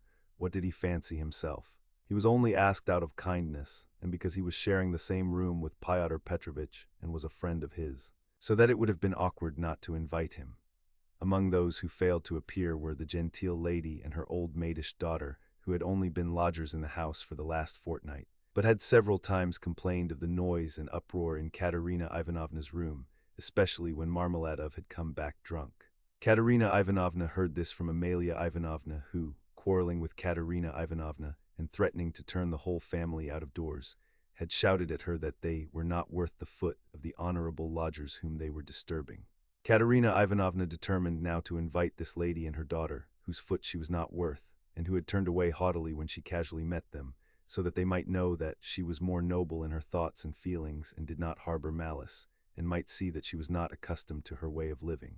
She had proposed to make this clear to them at dinner with allusions to her late father's governorship, and also at the same time to hint that it was exceedingly stupid of them to turn away on meeting her. The fat colonel major, he was really a discharged officer of low rank, was also absent, but it appeared that he had been not himself for the last 2 days. The party consisted of the Pole, a wretched-looking clerk with a spotty face and a greasy coat, who had not a word to say for himself, and smelt abominably, a deaf and almost blind old man who had once been in the post office and who had been from immemorial ages maintained by someone at Amalia Ivanovna's. A retired clerk of the commissariat department came too. He was drunk, had a loud and most unseemly laugh, and only fancy was without a waistcoat.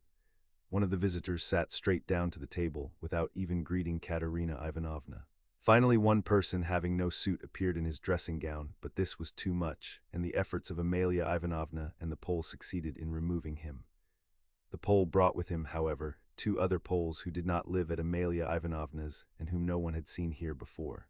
All this irritated Katerina Ivanovna intensely. For whom had they made all these preparations then?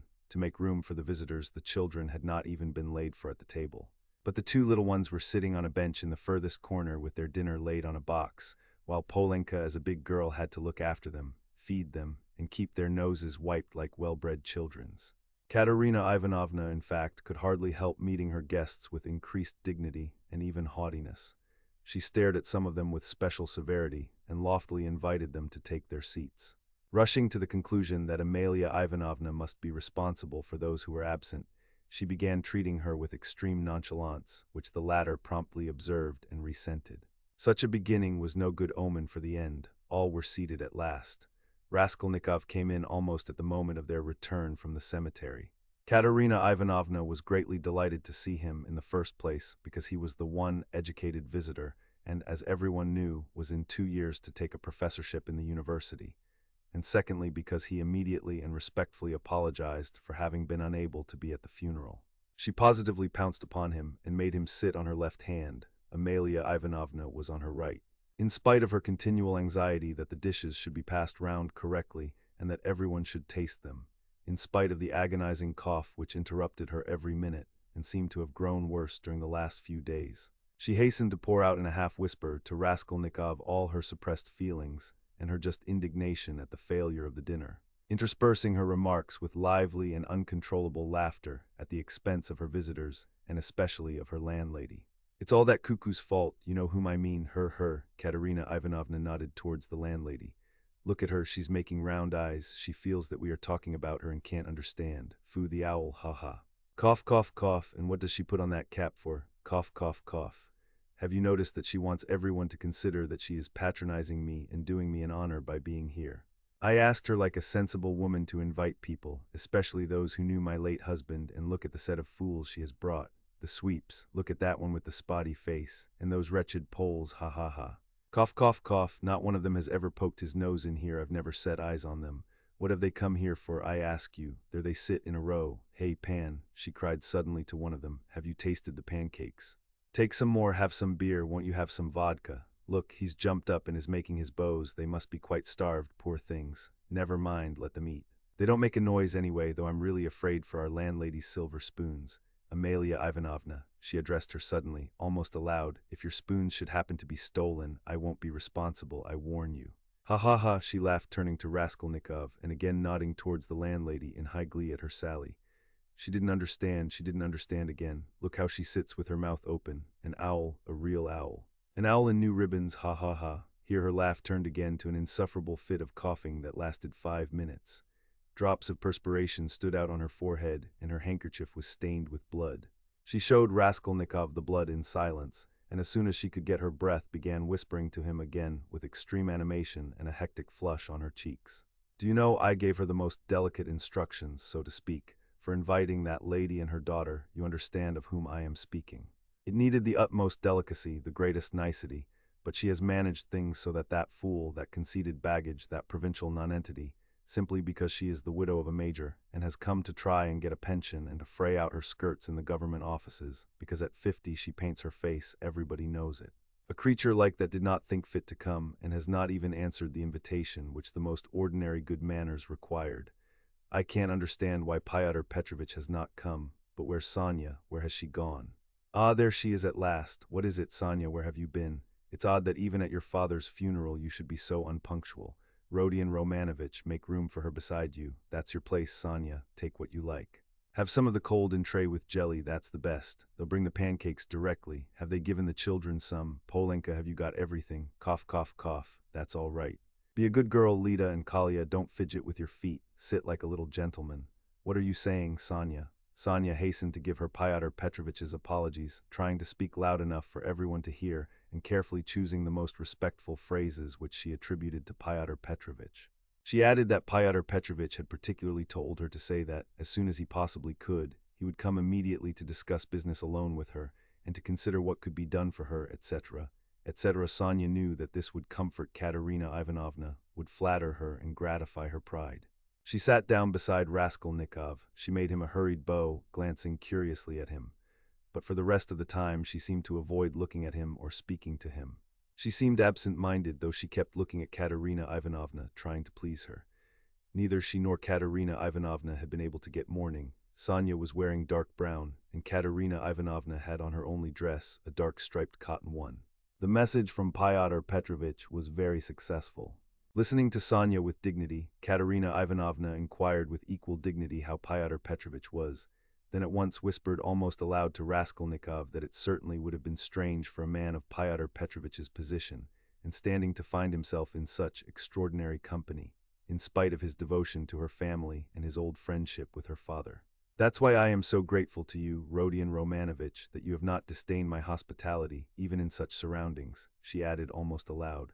But I am sure that it was only your special affection for my poor husband that has made you keep your promise.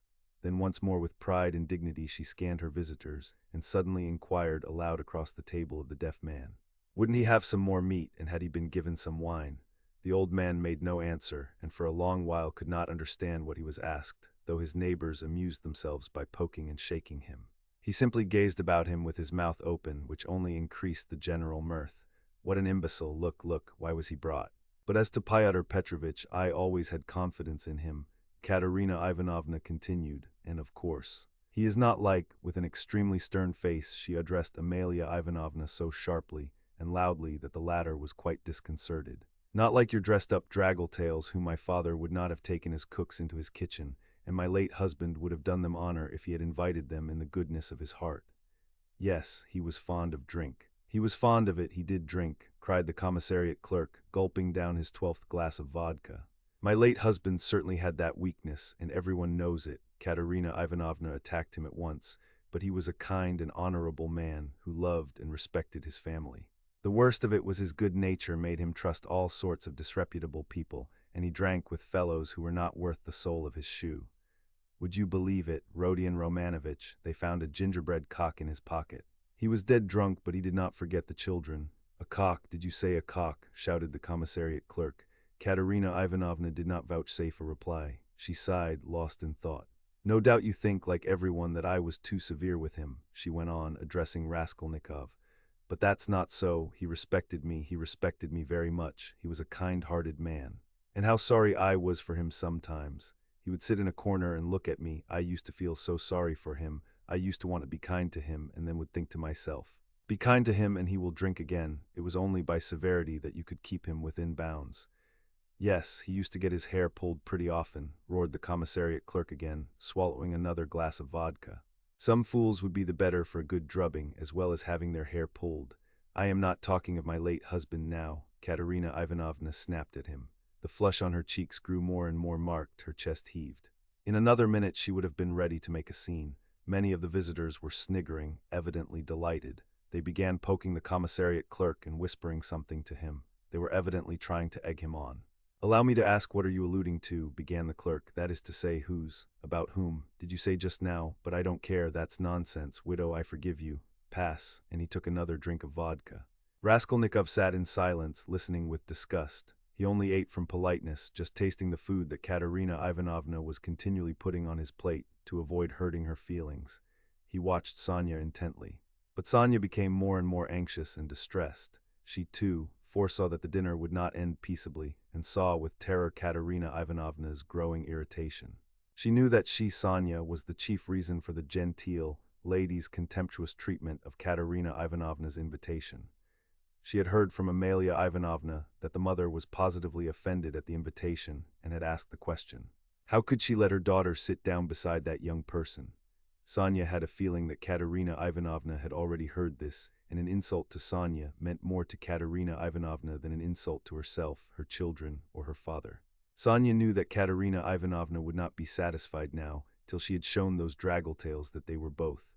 To make matters worse, someone passed Sonia, from the other end of the table, a plate with 2 hearts pierced with an arrow, cut out of black bread. Katerina Ivanovna flushed crimson, and at once said aloud across the table that the man who sent it was a drunken ass. Amalia Ivanovna was foreseeing something amiss, and at the same time deeply wounded by Katerina Ivanovna's haughtiness, and to restore the good humor of the company and raise herself in their esteem, she began, apropos of nothing, telling a story about an acquaintance of hers, Karl from the chemist's, who was driving one night in a cab, and that the cabman wanted him to kill, and Karl very much begged him not to kill, and wept and clasped hands, and frightened and from fear pierced his heart. Though Katerina Ivanovna smiled, she observed at once that Amalia Ivanovna ought not to tell anecdotes in Russian. The latter was still more offended, and she retorted that her Vaderos Berlin was a very important man and always went with his hands in pockets. Katerina Ivanovna could not restrain herself and laughed so much that Amalia Ivanovna lost patience and could scarcely control herself. Listen to the owl, Katerina Ivanovna whispered at once, her good humor almost restored. She meant to say he kept his hands in his pockets, but she said he put his hands in people's pockets. Cough, cough, and have you noticed, Rodion Romanovitch, that all these Petersburg foreigners, the Germans especially, are all stupider than we? Can you fancy any one of us telling how Karl from the chemist's pierced his heart from fear, and that the idiot, instead of punishing the cabman, clasped his hands and wept and much begged? Ah, the fool. And you know she fancies it's very touching and does not suspect how stupid she is. To my thinking, that drunken commissariat clerk is a great deal cleverer. Anyway, one can see that he has addled his brains with drink, but you know, these foreigners are always so well behaved and serious. Look how she sits glaring, she is angry, ha, cough, cough, cough. Regaining her good humor, Katerina Ivanovna began at once telling Raskolnikov that when she had obtained her pension, she intended to open a school for the daughters of gentlemen in her native town T. This was the first time she had spoken to him of the project, and she launched out into the most alluring details. It suddenly appeared that Katerina Ivanovna had in her hands the very certificate of honor of which Marmeladov had spoken to Raskolnikov in the tavern, when he told him that Katerina Ivanovna, his wife, had danced the shawl dance before the governor and other great personages on leaving school. This certificate of honor was obviously intended now to prove Katerina Ivanovna's right to open a boarding school. But she had armed herself with it chiefly with the object of overwhelming those two stuck-up draggle-tails if they came to the dinner, and proving incontestably that Katerina Ivanovna was of the most noble, she might even say aristocratic family, a colonel's daughter, and was far superior to certain adventuresses who have been so much to the fore of late. The certificate of honor immediately passed into the hands of the drunken guests, and Katerina Ivanovna did not try to retain it, for it actually contained the statement en toutes letters that her father was of the rank of a major and also a companion of an order, so that she really was almost the daughter of a colonel. Warming up, Katerina Ivanovna proceeded to enlarge on the peaceful and happy life they would lead in T, on the gymnasium teachers whom she would engage to give lessons in her boarding school, one a most respectable old Frenchman, one Manget, who had taught Katerina Ivanovna herself in old days and was still living in T, and would no doubt teach in her school on moderate terms. Next she spoke of Sonia, who would go with her to tea and help her in all her plans. At this, someone at the further end of the table gave a sudden guffaw. Though Katerina Ivanovna tried to appear to be disdainfully unaware of it, she raised her voice and began at once speaking with conviction of Sonia's undoubted ability to assist her, of her gentleness, patience, devotion, generosity, and good education, tapping Sonia on the cheek and kissing her warmly twice. Sonia flushed crimson, and Katerina Ivanovna suddenly burst into tears, immediately observing that she was nervous and silly, that she was too much upset, that it was time to finish, and as the dinner was over, it was time to hand round the tea. At that moment, Amalia Ivanovna, deeply aggrieved at taking no part in the conversation and not being listened to, made one last effort, and with secret misgivings ventured on an exceedingly deep and weighty observation, that in the future boarding school she would have to pay particular attention to Die Wesh, and that there certainly must be a good dame to look after the linen. And secondly, that the young ladies must not novels at night read. Katerina Ivanovna, who certainly was upset and very tired, as well as heartily sick of the dinner, at once cut short Amalia Ivanovna, saying she knew nothing about it and was talking nonsense, that it was the business of the laundry maid, and not of the directress of a high-class boarding school to look after Die Wesh, and as for novel reading, that was simply rudeness. And she begged her to be silent. Amalia Ivanovna fired up and getting angry observed that she only meant her good, and that she had meant her very good, and that it was long since she had paid her gold for the lodgings. Katerina Ivanovna at once set her down, saying that it was a lie to say she wished her good, because only yesterday, when her dead husband was lying on the table, she had worried her about the lodgings. To this Amalia Ivanovna very appropriately observed that she had invited those ladies, but those ladies had not come, because those ladies are ladies and cannot come to a lady who is not a lady. Katerina Ivanovna at once pointed out to her that as she was a slut she could not judge what made one really a lady. Amalia Ivanovna at once declared that her Vaderos Berlin was a very, very important man, and both hands in pockets went, and always used to say, "Poof, poof," and she leapt up from the table to represent her father, sticking her hands in her pockets, puffing her cheeks, and uttering vague sounds resembling poof, poof, amid loud laughter from all the lodgers, who purposely encouraged Amalia Ivanovna, hoping for a fight. But this was too much for Katerina Ivanovna, and she at once declared, so that all could hear, that Amalia Ivanovna probably never had a father, but was simply a drunken Petersburg Finn, and had certainly once been a cook and probably something worse. Amalia Ivanovna turned as red as a lobster and squealed that perhaps Katerina Ivanovna never had a father, but she had a Vaderos Berlin, and that he wore a long coat and always said poof, poof, poof. Katerina Ivanovna observed contemptuously that all knew what her family was, and that on that very certificate of honor it was stated in print that her father was a colonel, while Amalia Ivanovna's father, if she really had one, was probably some Finnish milkman, but that probably she never had a father at all, since it was still uncertain whether her name was Amalia Ivanovna or Amalia Ludwigovna. At this, Amalia Ivanovna, lashed to fury, struck the table with her fist and shrieked that she was Amalia Ivanovna and not Ludwigovna, that her Vader was named Johann and that he was a burgomaster, and that Katerina Ivanovna's Vader was quite never a burgomaster. Katerina Ivanovna rose from her chair, and with a stern and apparently calm voice, though she was pale and her chest was heaving, observed that if she dared for one moment to set her contemptible wretch of a father on a level with her papa, she, Katerina Ivanovna, would tear her cap off her head and trample it underfoot. Amalia Ivanovna ran about the room, shouting at the top of her voice that she was mistress of the house and that Katerina Ivanovna should leave the lodgings that minute. Then she rushed for some reason to collect the silver spoons from the table. There was a great outcry and uproar. The children began crying. Sonia ran to restrain Katerina Ivanovna, but when Amalia Ivanovna shouted something about the yellow ticket, Katerina Ivanovna pushed Sonia away and rushed at the landlady to carry out her threat. At that minute the door opened, and Pyotr Petrovich Luzhin appeared on the threshold. He stood scanning the party with severe and vigilant eyes. Katerina Ivanovna rushed to him. Chapter Roman 3. Pyotr Petrovich, she cried, protect me. You at least make this foolish woman understand that she can't behave like this to a lady in misfortune, that there is a law for such things.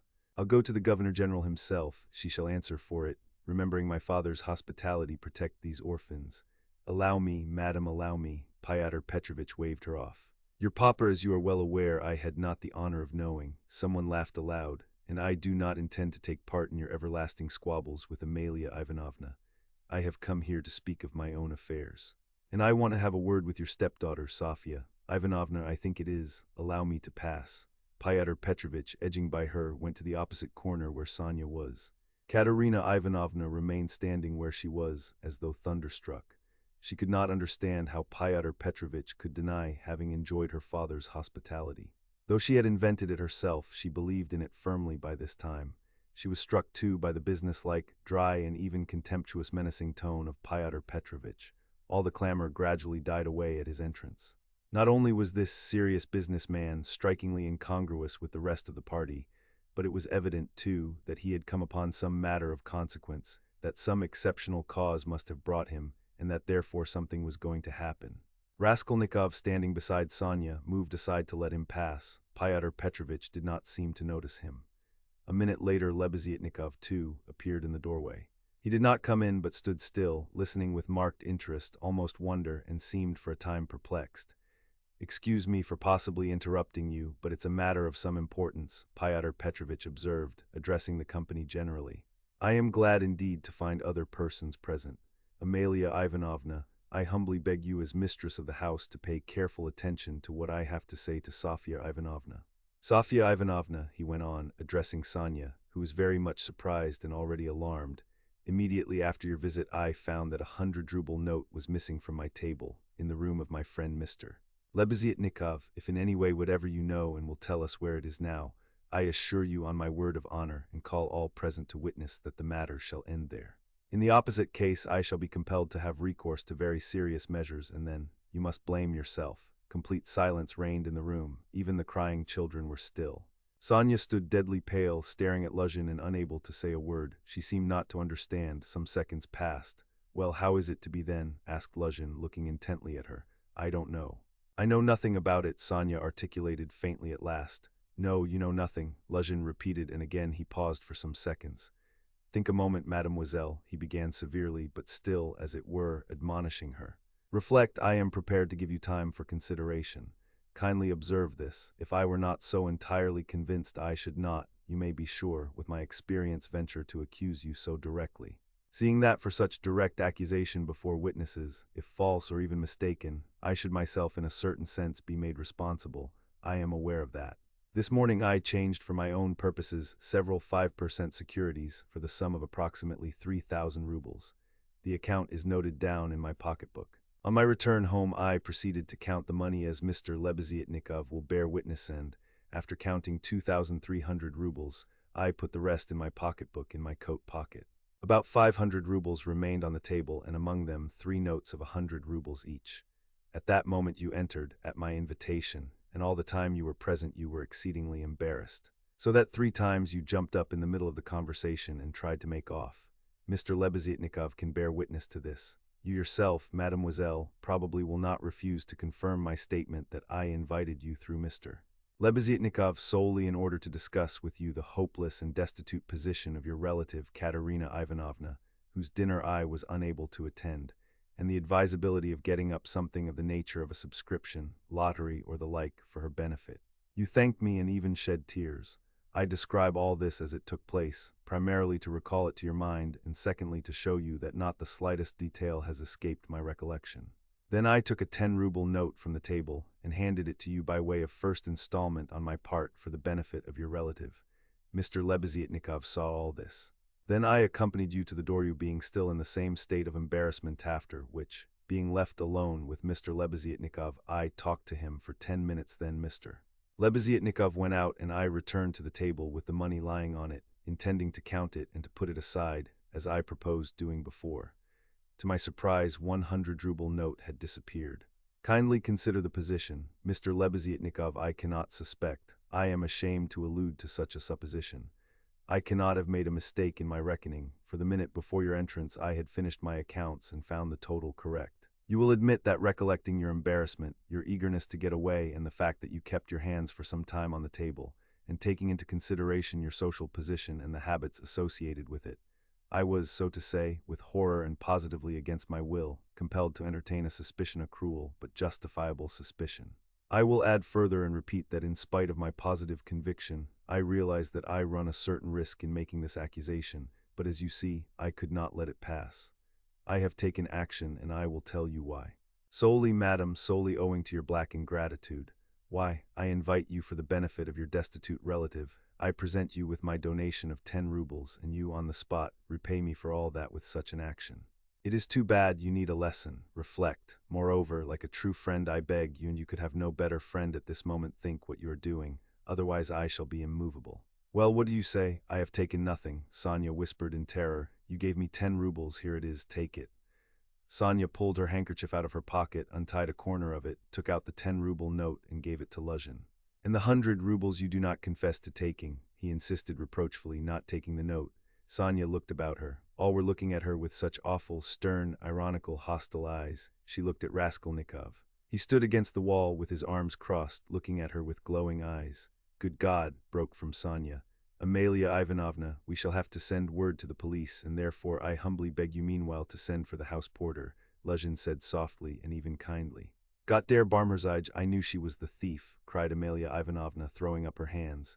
You knew it, Luzhin caught her up. Then I suppose you had some reason before this for thinking so. I beg you, worthy Amalia Ivanovna, to remember your words which have been uttered before witnesses. There was a buzz of loud conversation on all sides. All were in movement. What? Cried Katerina Ivanovna, suddenly realizing the position, and she rushed at Luzhin. What, you accuse her of stealing? Sonia, ah, the wretches, the wretches. And running to Sonia, she flung her wasted arms round her and held her as in a vice. Sonia, how dared you take 10 rubles from him? Foolish girl, give it to me. Give me the 10 rubles at once here. And snatching the note from Sonia, Katerina Ivanovna crumpled it up and flung it straight into Luzhin's face. It hit him in the eye and fell on the ground. Amalia Ivanovna hastened to pick it up.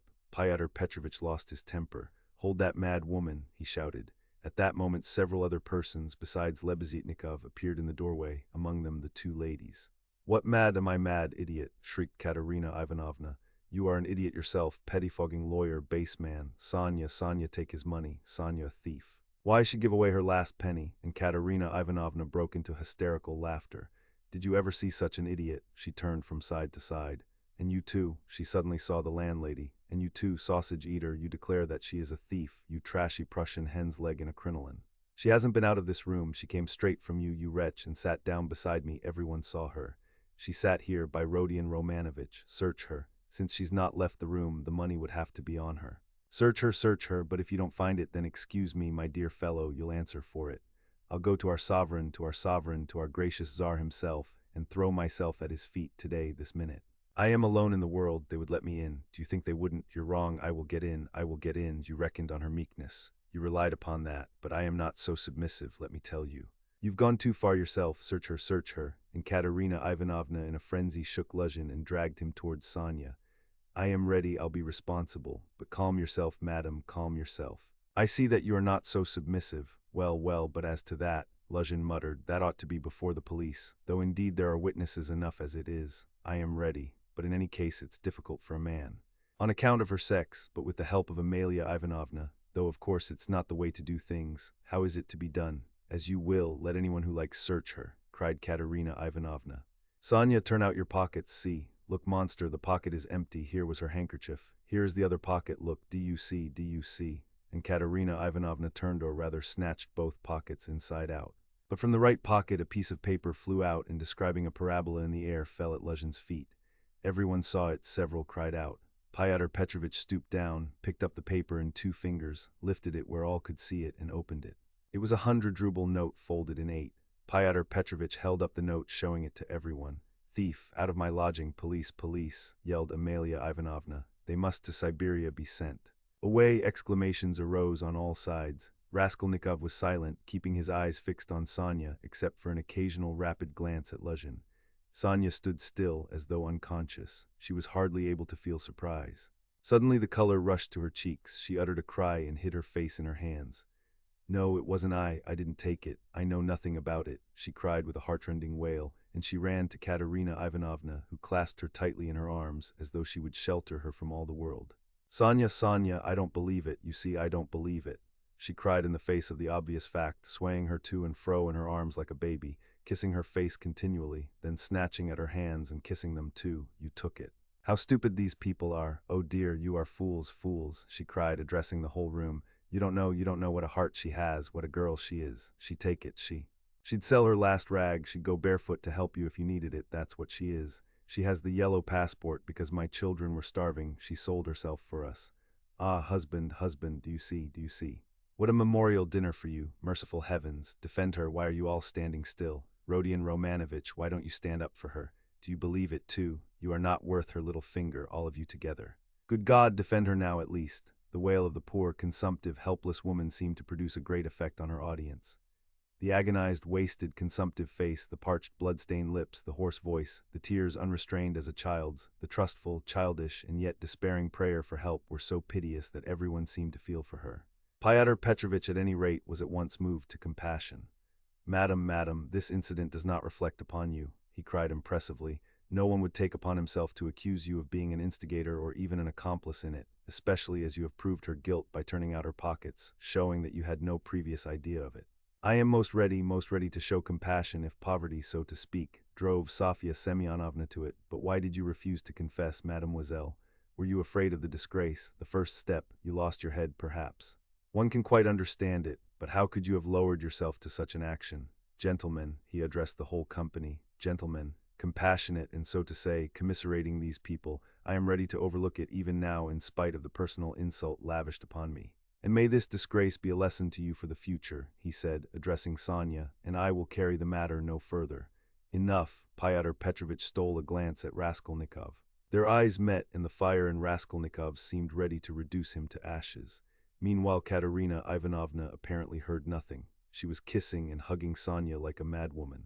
The children, too, were embracing Sonya on all sides, and Polenka, though she did not fully understand what was wrong, was drowned in tears and shaking with sobs, as she hid her pretty little face, swollen with weeping, on Sonya's shoulder. How vile, a loud voice cried suddenly in the doorway. Pyotr Petrovitch looked round quickly.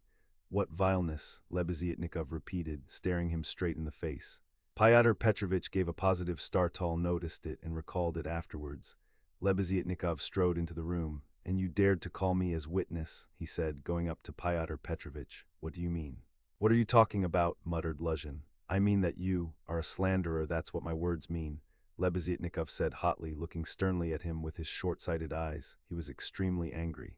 Raskolnikov gazed intently at him, as though seizing and weighing each word. Again there was a silence. Pyotr Petrovitch indeed seemed almost dumbfounded for the first moment.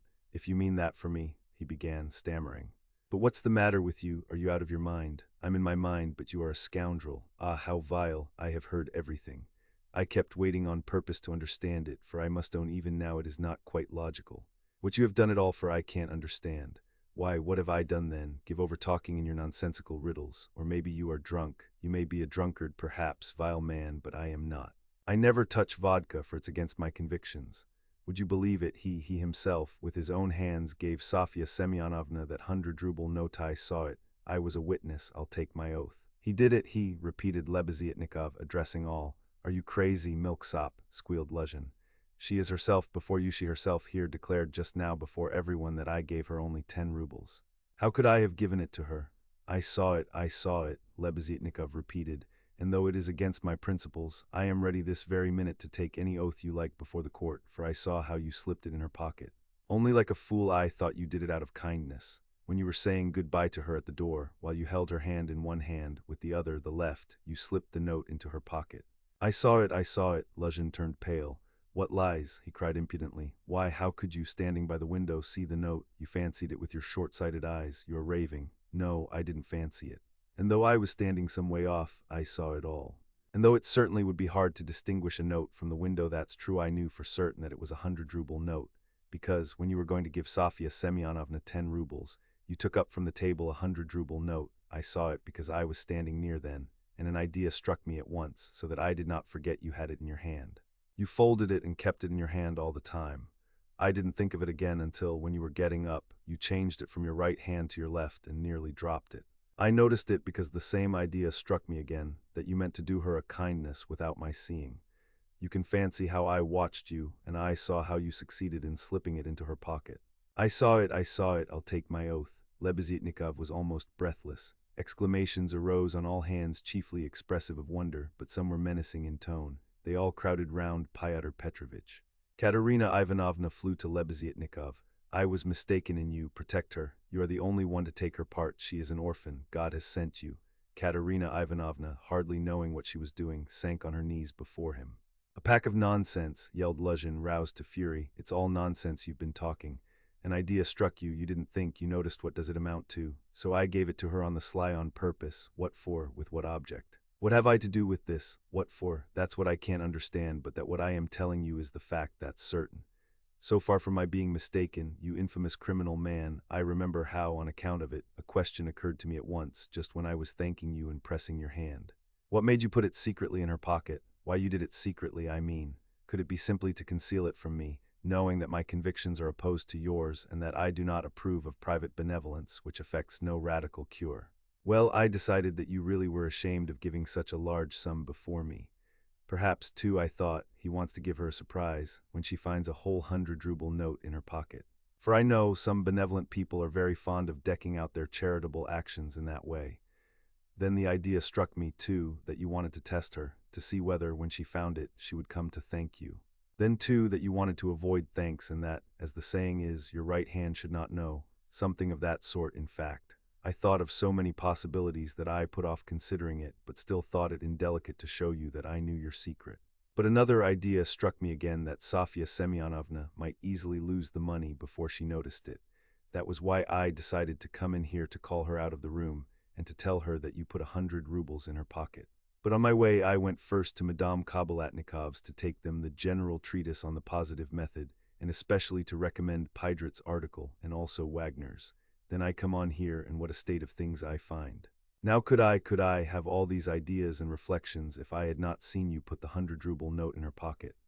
When Lebeziatnikov finished his long-winded harangue with the logical deduction at the end, he was quite tired, and the perspiration streamed from his face.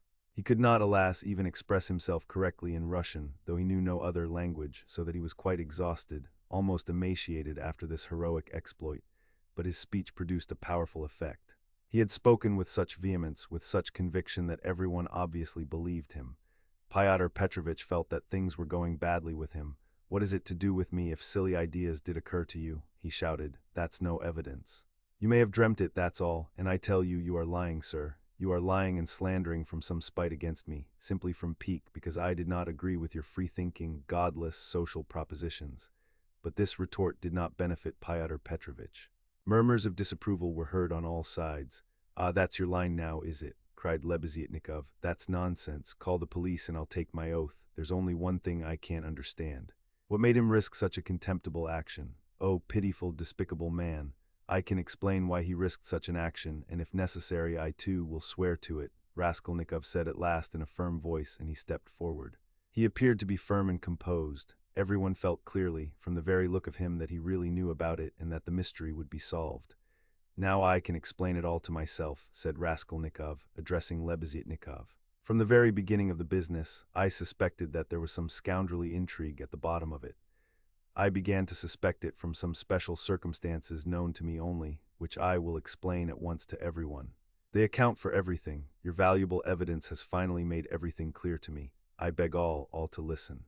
This gentleman," he pointed to Luzhin, "was recently engaged to be married to a young lady, my sister, Avditia Romanovna Raskolnikov. But coming to Petersburg, he quarreled with me the day before yesterday at our first meeting, and I drove him out of my room. I have 2 witnesses to prove it. He is a very spiteful man. The day before yesterday I did not know that he was staying here in your room, and that consequently on the very day we quarreled, the day before yesterday, he saw me give Katerina Ivanovna some money for the funeral, as a friend of the late Mr. Marmeladov. He at once wrote a note to my mother and informed her that I had given away all my money, not to Katerina Ivanovna but to Sofya Semyonovna, and referred in a most contemptible way to the character of Sofya Semyonovna, that is, hinted at the character of my attitude to Sofya Semyonovna. All this, you understand, was with the object of dividing me from my mother and sister, by insinuating that I was squandering on unworthy objects the money which they had sent me, and which was all they had. Yesterday evening, before my mother and sister and in his presence, I declared that I had given the money to Katerina Ivanovna for the funeral and not to Sofya Semyonovna, and that I had no acquaintance with Sofya Semyonovna, and had never seen her before, indeed. At the same time I added that he, Pyotr Petrovitch Luzhin, with all his virtues, was not worth Sofya Semyonovna's little finger, though he spoke so ill of her. To his question, would I let Sofya Semyonovna sit down beside my sister, I answered that I had already done so that day. Irritated that my mother and sister were unwilling to quarrel with me at his insinuations, he gradually began being unpardonably rude to them. A final rupture took place and he was turned out of the house. All this happened yesterday evening. Now I beg your special attention. Consider. If he had now succeeded in proving that Sofya Semyonovna was a thief, he would have shown to my mother and sister that he was almost right in his suspicions, that he had reason to be angry at my putting my sister on a level with Sofya Semyonovna, that in attacking me, he was protecting and preserving the honor of my sister, his betrothed. In fact, he might even, through all this, have been able to estrange me from my family, and no doubt he hoped to be restored to favor with them, to say nothing of revenging himself on me personally, for he has grounds for supposing that the honor and happiness of Sofya Semyonovna are very precious to me. That was what he was working for, that's how I understand it. That's the whole reason for it, and there can be no other. It was like this, or somewhat like this, that Raskolnikov wound up his speech, which was followed very attentively, though often interrupted by exclamations from his audience. But in spite of interruptions, he spoke clearly, calmly, exactly, firmly. His decisive voice, his tone of conviction, and his stern face made a great impression on everyone. Yes, that's it," Lebeziatnikov assented gleefully. "That must be it, for he asked me, as soon as Sofya Semyonovna came into our room, whether you were here, whether I had seen you among Katerina Ivanovna's guests. He called me aside to the window and asked me in secret. It was essential for him that you should be here. That's it. Luzhin smiled contemptuously and did not speak, but he was very pale. He seemed to be deliberating on some means of escape. Perhaps he would have been glad to give up everything and get away, but at the moment this was scarcely possible. It would have implied admitting the truth of the accusations brought against him.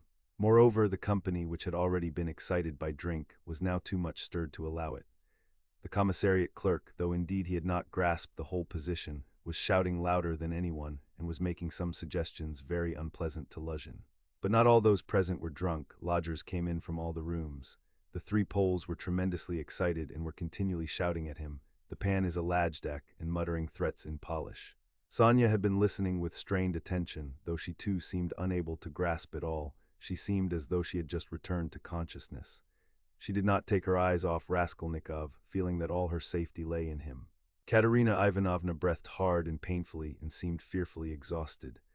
Amalia Ivanovna stood looking more stupid than anyone, with her mouth wide open, unable to make out what had happened. She only saw that Pyotr Petrovitch had somehow come to grief. Raskolnikov was attempting to speak again, but they did not let him. Everyone was crowding round Luzhin with threats and shouts of abuse. But Pyotr Petrovitch was not intimidated. Seeing that his accusation of Sonia had completely failed, he had recourse to insolence. "Allow me, gentlemen, allow me. Don't squeeze, let me pass," he said, making his way through the crowd. "And no threats, if you please. I assure you it will be useless, you will gain nothing by it. On the contrary, you'll have to answer, gentlemen, for violently obstructing the course of justice." The thief has been more than unmasked, and I shall prosecute.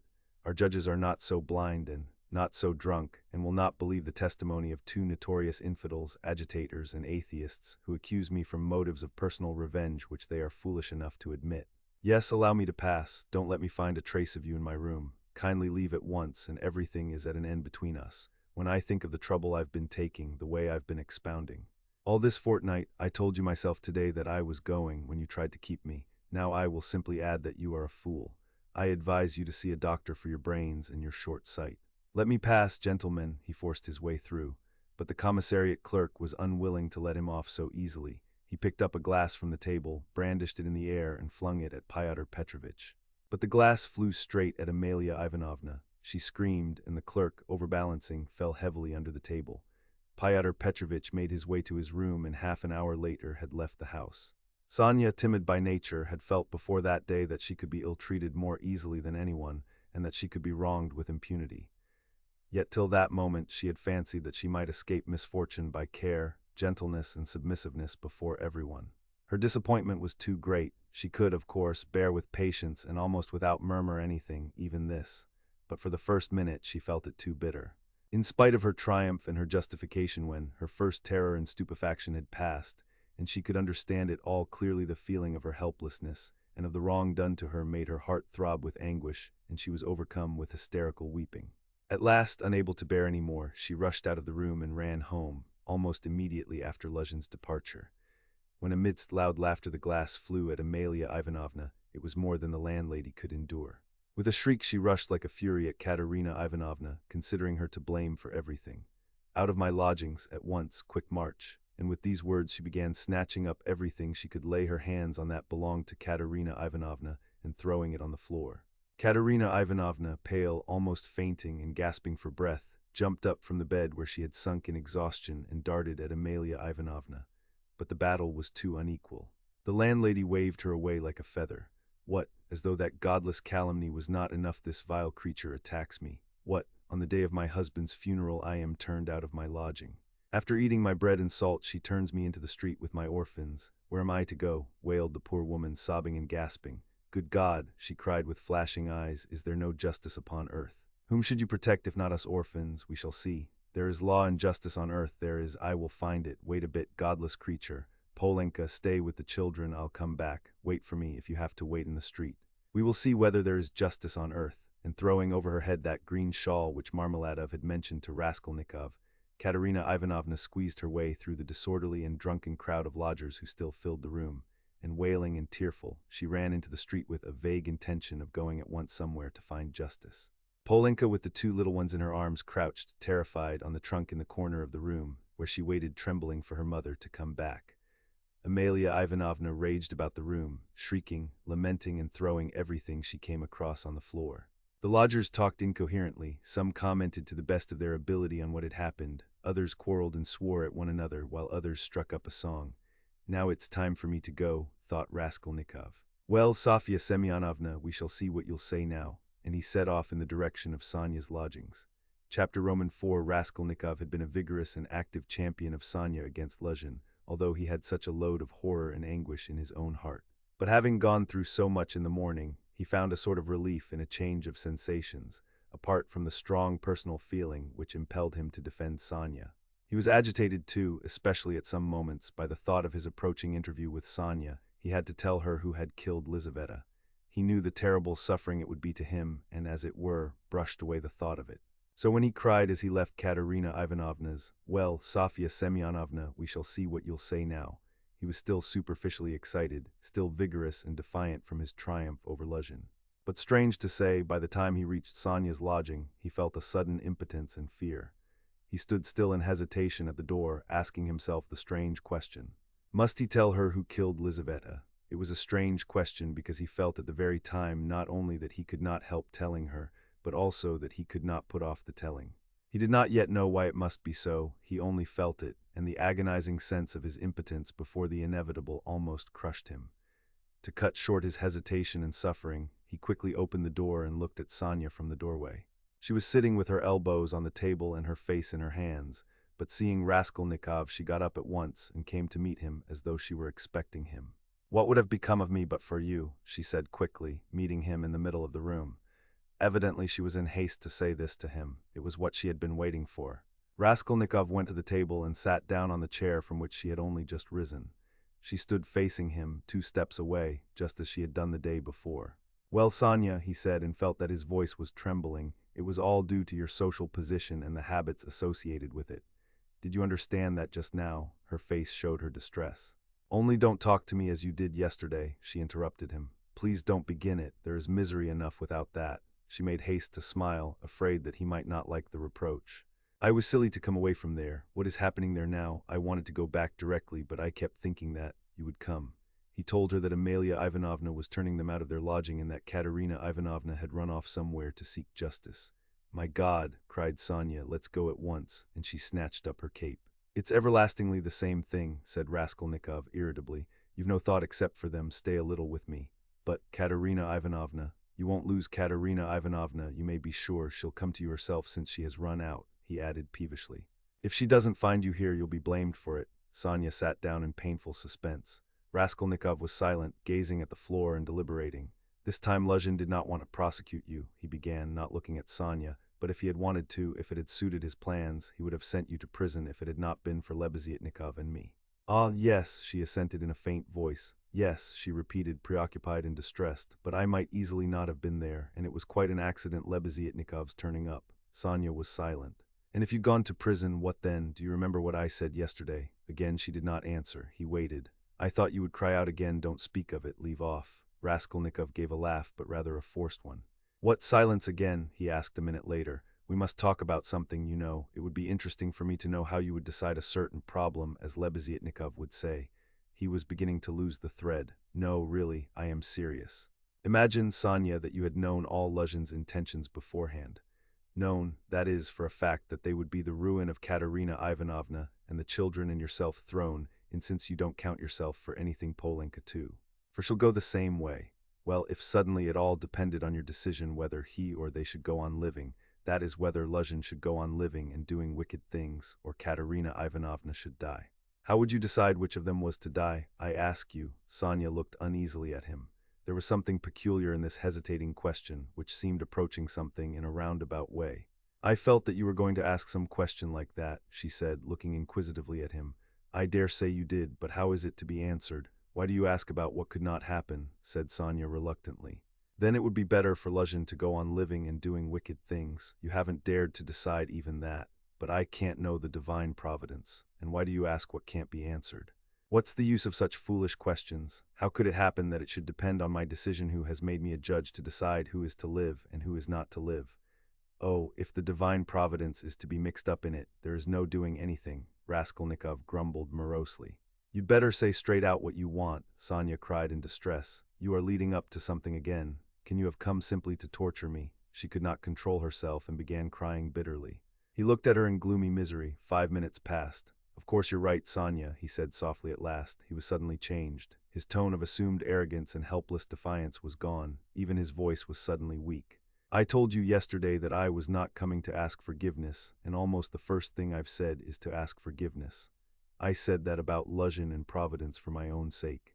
I was asking forgiveness, Sonia." He tried to smile, but there was something helpless and incomplete in his pale smile. He bowed his head and hid his face in his hands. And suddenly a strange, surprising sensation of a sort of bitter hatred for Sonia passed through his heart. As it were wondering and frightened of this sensation, he raised his head and looked intently at her. But he met her uneasy and painfully anxious eyes fixed on him. There was love in them. His hatred vanished like a phantom. It was not the real feeling. He had taken the one feeling for the other. It only meant that that minute had come. He hid his face in his hands again and bowed his head. Suddenly he turned pale, got up from his chair, looked at Sonia, and without uttering a word sat down mechanically on her bed. His sensations that moment were terribly like the moment when he had stood over the old woman with the axe in his hand and felt that he must not lose another minute. "What's the matter?" asked Sonia, dreadfully frightened. He could not utter a word. This was not at all the way he had intended to tell, and he did not understand what was happening to him now. She went up to him softly, sat down on the bed beside him and waited, not taking her eyes off him. Her heart throbbed and sank. It was unendurable. He turned his deadly pale face to her. His lips worked, helplessly struggling to utter something. A pang of terror passed through Sonia's heart. "What's the matter?" she repeated, drawing a little away from him. "Nothing, Sonia, don't be frightened. It's nonsense. It really is nonsense if you think of it," he muttered, like a man in delirium. "Why have I come to torture you?" he added suddenly, looking at her. "Why really? I keep asking myself that question, Sonia." He had perhaps been asking himself that question a quarter of an hour before, but now he spoke helplessly, hardly knowing what he said and feeling a continual tremor all over. "Oh, how you are suffering," she muttered in distress, looking intently at him. "It's all nonsense. Listen, Sonia." He suddenly smiled, a pale, helpless smile for 2 seconds. "You remember what I meant to tell you yesterday?" Sonia waited uneasily. "I said as I went away that perhaps I was saying goodbye forever, but that if I came today I would tell you who. Who killed Lizaveta?" She began, trembling all over. "Well, here I've come to tell you." "Then you really meant it yesterday?" she whispered with difficulty. "How do you know?" she asked quickly, as though suddenly regaining her reason. Sonia's face grew paler and paler, and she breathed painfully. "I know." She paused a minute. "Have they found him?" she asked timidly. "No." "Then how do you know about it?" she asked again, hardly audibly, and again after a minute's pause. He turned to her and looked very intently at her. "Guess," he said with the same distorted, helpless smile. A shudder passed over her. "But you, why do you frighten me like this?" she said, smiling like a child. "I must be a great friend of his, since I know," Raskolnikov went on, still gazing into her face as though he could not turn his eyes away. "He did not mean to kill that Lizaveta. He killed her accidentally. He meant to kill the old woman when she was alone, and he went there. And then Lizaveta came in. He killed her too." Another awful moment passed, both still gazed at one another. "You can't guess then?" he asked suddenly, feeling as though he were flinging himself down from a steeple. "And no," whispered Sonia. "Take a good look." As soon as he had said this again, the same familiar sensation froze his heart. He looked at her and all at once seemed to see in her face the face of Lizaveta. He remembered clearly the expression in Lizaveta's face when he approached her with the axe and she stepped back to the wall, putting out her hand, with childish terror in her face, looking as little children do when they begin to be frightened of something, looking intently and uneasily at what frightens them, shrinking back and holding out their little hands on the point of crying. Almost the same thing happened now to Sonia. With the same helplessness and the same terror, she looked at him for a while and suddenly putting out her left hand, pressed her fingers faintly against his breast and slowly began to get up from the bed, moving further from him and keeping her eyes fixed even more immovably on him. Her terror infected him, the same fear showed itself on his face. In the same way he stared at her and almost with the same childish smile. "Have you guessed?" he whispered at last. "Good God!" broke in an awful wail from her bosom. She sank helplessly on the bed with her face in the pillows, but a moment later she got up, moved quickly to him, seized both his hands and, gripping them tight in her thin fingers, began looking into his face again with the same intense stare. In this last desperate look she tried to look into him and catch some last hope, but there was no hope, there was no doubt remaining, it was all true. Later on, indeed, when she recalled that moment, she thought it strange and wondered why she had seen at once that there was no doubt. She could not have said, for instance, that she had foreseen something of the sort, and yet now, as soon as he told her, she suddenly fancied that she had really foreseen this very thing.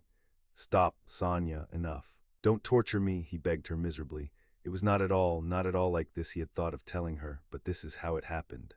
She jumped up, seeming not to know what she was doing, and wringing her hands, walked into the middle of the room, but quickly went back and sat down again beside him, her shoulder almost touching his. All of a sudden she started as though she had been stabbed, uttered a cry, and fell on her knees before him. She did not know why. "What have you done? What have you done to yourself?" she said in despair, and jumping up, she flung herself on his neck, threw her arms round him, and held him tightly. Raskolnikov drew back and looked at her with a mournful smile. "You are a strange girl, Son. You kiss me and hug me when I tell you about that. You don't think what you are doing. There is no one in the whole world now so unhappy as you," she cried in a frenzy, not hearing what he said, and she suddenly broke into violent, hysterical weeping. A feeling long unfamiliar to him flooded his heart and softened it at once. He did not struggle against it. 2 tears started into his eyes and hung on his eyelashes. "Then you won't leave me, Sonia," he said, looking at her almost with hope. "No, no, never, nowhere," cried Sonia. I will follow you everywhere. Oh my God, oh how miserable I am. Why didn't I know you before? Why didn't you come before? Oh dear, here I have come. Yes, now, what's to be done now? Together, she repeated as it were unconsciously, and she hugged him again. I'll follow you to Siberia. He recoiled at this, and the same hostile, almost haughty smile came to his lips. Perhaps I don't want to go to Siberia yet, Sonia, he said. Sonia looked at him quickly. Again, after her first passionate, agonizing sympathy for the unhappy man, the terrible idea of the murder overwhelmed her. In his changed tone she seemed to hear the murderer speaking. She looked at him bewildered. She knew nothing as yet, why, how, with what object it had been. Now all these questions rushed at once into her mind, and again she could not believe it. He is a murderer, could it be true? What's the meaning of it? Where am I? She said in complete bewilderment, as though still unable to recover herself. How could you, a man like you? How could you bring yourself to it? What does it mean? Oh, well, to plunder, leave off, Sonia, he answered wearily, almost with vexation. Sonia stood as though struck dumb, but suddenly she cried, You were hungry, it was, to help your mother. Yes, no, Sonia, no, he muttered, turning away and hanging his head. I was not so hungry. I certainly did want to help my mother, but that's not the real thing either. Don't torture me, Sonia. Sonia clasped her hands. Could it all be true? Good God, what a truth! Who could believe it? And how could you give away your last farthing and yet rob and murder? Ah, she cried suddenly, that money you gave Katerina Ivanovna, that money, can that money? No, Sonia, he broke in hurriedly, that money was not it, don't worry yourself.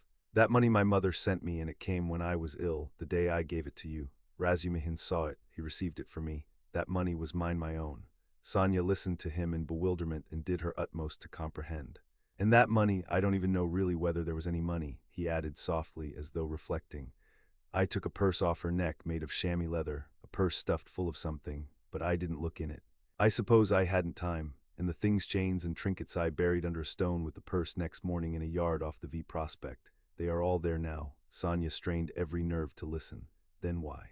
Why, you said you did it to rob, but you took nothing, she asked quickly, catching at a straw. I don't know. I haven't yet decided whether to take that money or not, he said, musing again. And seeming to wake up with a start, he gave a brief ironical smile. Ach, what silly stuff I am talking, eh? The thought flashed through Sonia's mind, wasn't he mad? But she dismissed it at once. No, it was something else. She could make nothing of it, nothing. Do you know, Sonia, he said suddenly with conviction, let me tell you, if I'd simply killed because I was hungry, laying stress on every word and looking enigmatically but sincerely at her, I should be happy now. You must believe that. What would it matter to you? He cried a moment later with a sort of despair. What would it matter to you if I were to confess that I did wrong? What do you gain by such a stupid triumph over me? Ah, Sonia, was it for that I've come to you today? Again Sonia tried to say something, but did not speak. I asked you to go with me yesterday because you are all I have left. Go where? Asked Sonia timidly. Not to steal and not to murder, don't be anxious, he smiled bitterly. We are so different, and you know, Sonia, it's only now, only this moment that I understand where I asked you to go with me yesterday. Yesterday when I said it, I did not know where. I asked you for one thing, I came to you for one thing, not to leave me. You won't leave me, Sonia, she squeezed his hand. And why did I tell her? Why did I let her know? He cried a minute later in despair, looking with infinite anguish at her. Here you expect an explanation from me, Sonia. You are sitting and waiting for it, I see that, but what can I tell you? You won't understand and will only suffer misery. On my account, well, you are crying and embracing me again. Why do you do it? Because I couldn't bear my burden and have come to throw it on another. You suffer too, and I shall feel better, and can you love such a mean wretch? But aren't you suffering too? Cried Sonia. Again a wave of the same feeling surged into his heart, and again for an instant softened it. Sonia, I have a bad heart, take note of that, it may explain a great deal. I have come because I am bad, there are men who wouldn't have come, but I am a coward and a mean wretch, but never mind, that's not the point. I must speak now, but I don't know how to begin. He paused and sank into thought. Ach, we are so different, he cried again. We are not alike, and why did I come? I shall never forgive myself that. No, it was a good thing you came, cried Sonia. It's better I should know, far better. He looked at her with anguish. What if it were really that, he said, as though reaching a conclusion. Yes, that's what it was. I wanted to become a Napoleon, that is why I killed her. Do you understand now? And no, Sonia whispered naively and timidly.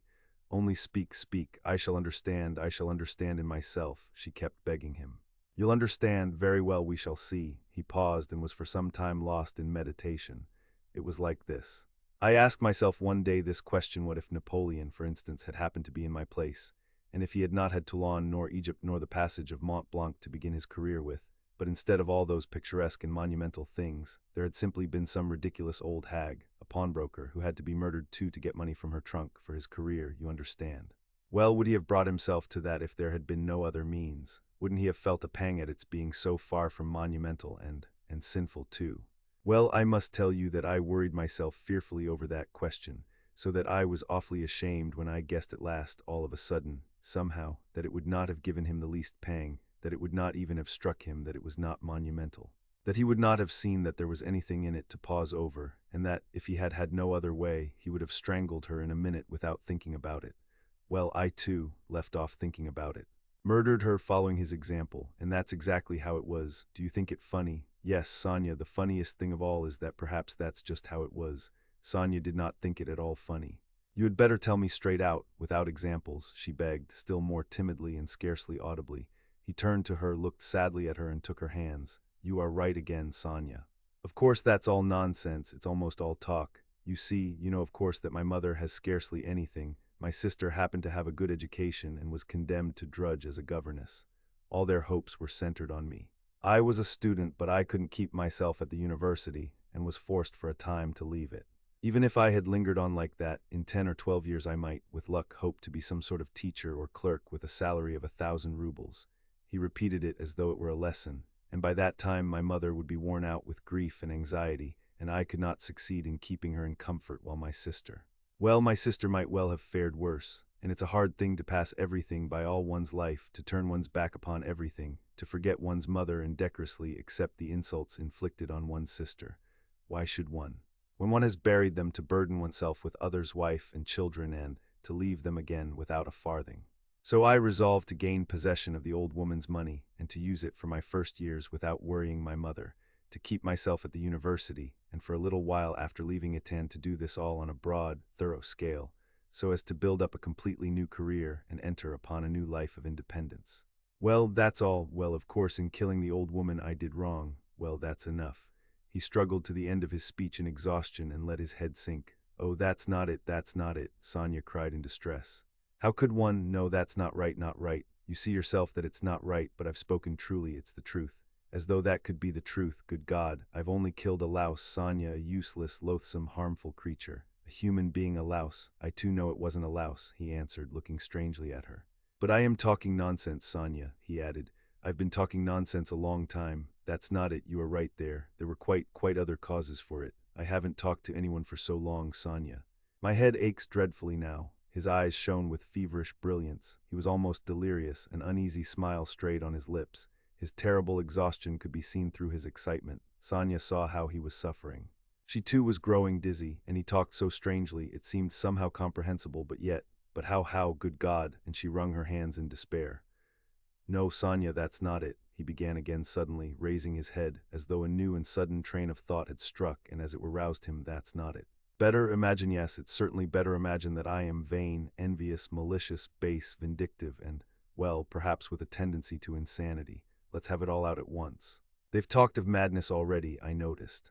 I told you just now I could not keep myself at the university, but do you know that perhaps I might have done? My mother would have sent me what I needed for the fees, and I could have earned enough for clothes, boots, and food, no doubt. Lessons had turned up at half a ruble. Razumihin works, but I turned sulky and wouldn't. Yes, sulkiness, that's the right word for it. I sat in my room like a spider. You've been in my den, you've seen it. And do you know, Sonia, that low ceilings and tiny rooms cramp the soul and the mind? Ah, how I hated that garret, and yet I wouldn't go out of it. I wouldn't on purpose. I didn't go out for days together, and I wouldn't work. I wouldn't even eat. I just lay there doing nothing. If Nastasia brought me anything, I ate it. If she didn't, I went all day without.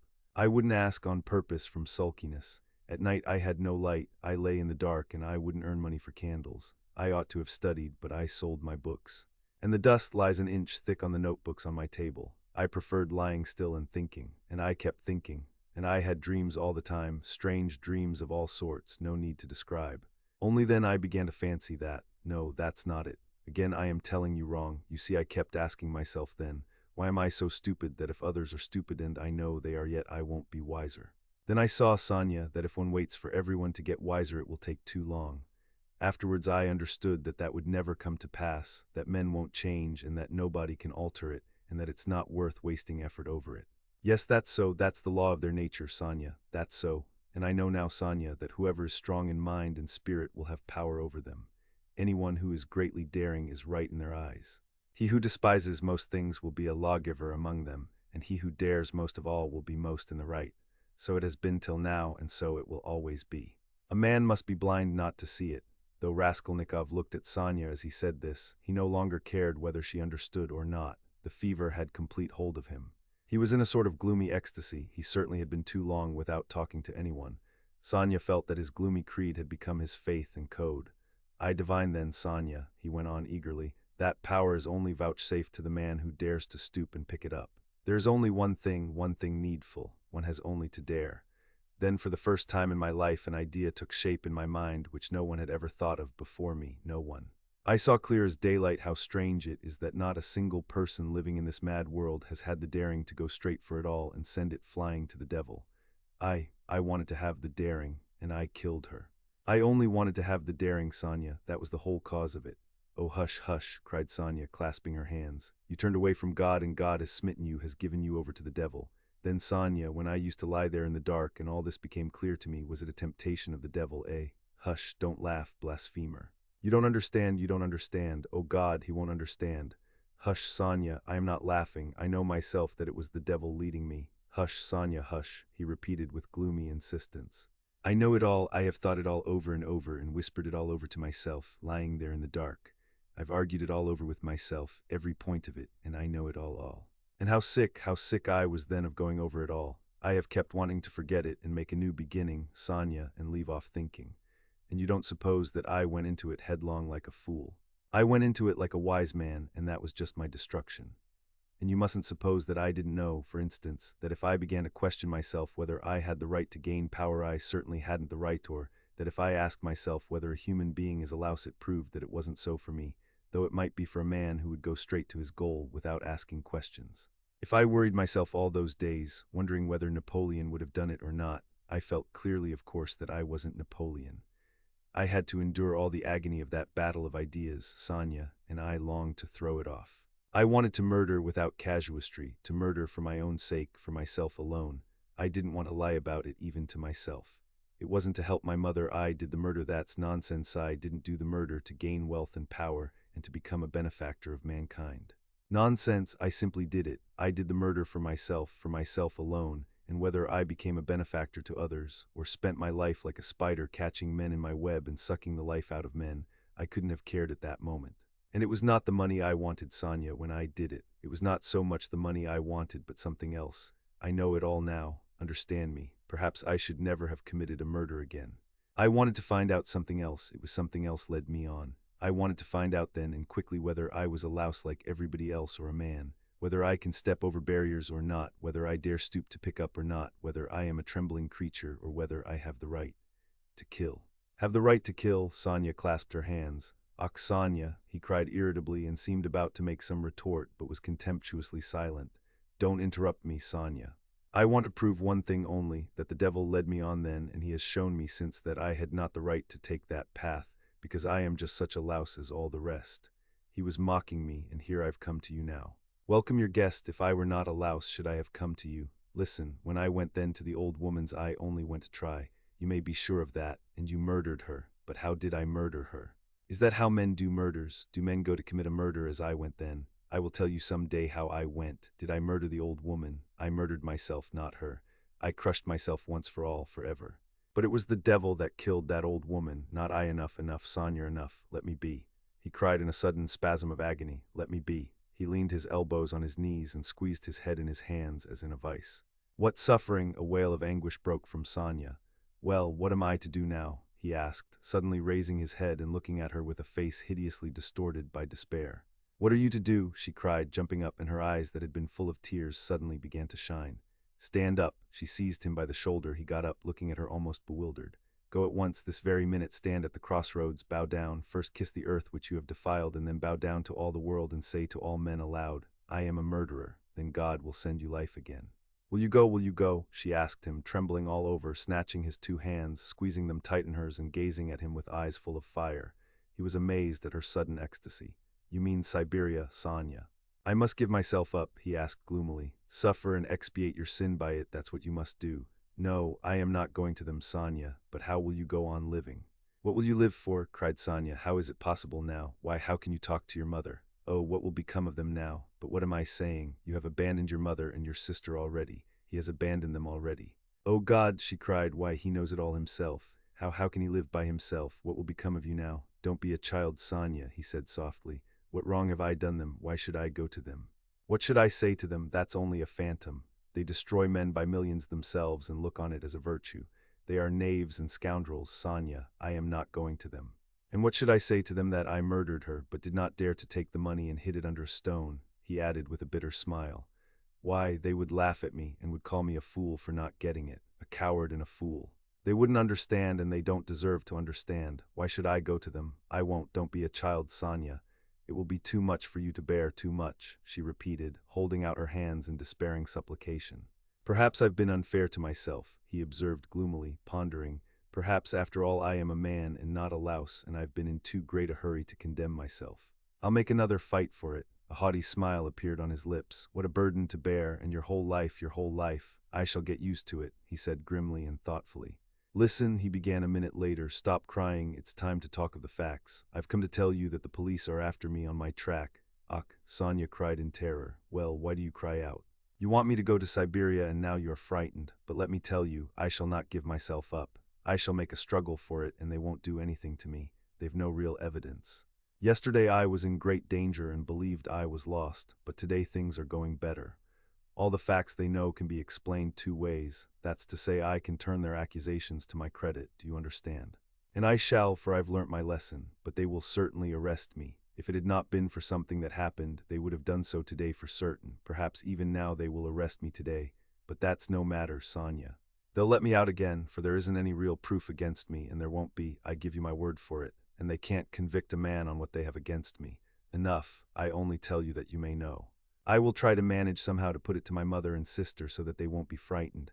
My sister's future is secure, however, now, I believe, and my mother's must be too. Well, that's all. Be careful, though. Will you come and see me in prison when I am there? Oh, I will. They sat side by side, both mournful and dejected, as though they had been cast up by the tempest alone on some deserted shore. He looked at Sonia and felt how great was her love for him, and strange to say, he felt it suddenly burdensome and painful to be so loved. Yes, it was a strange and awful sensation.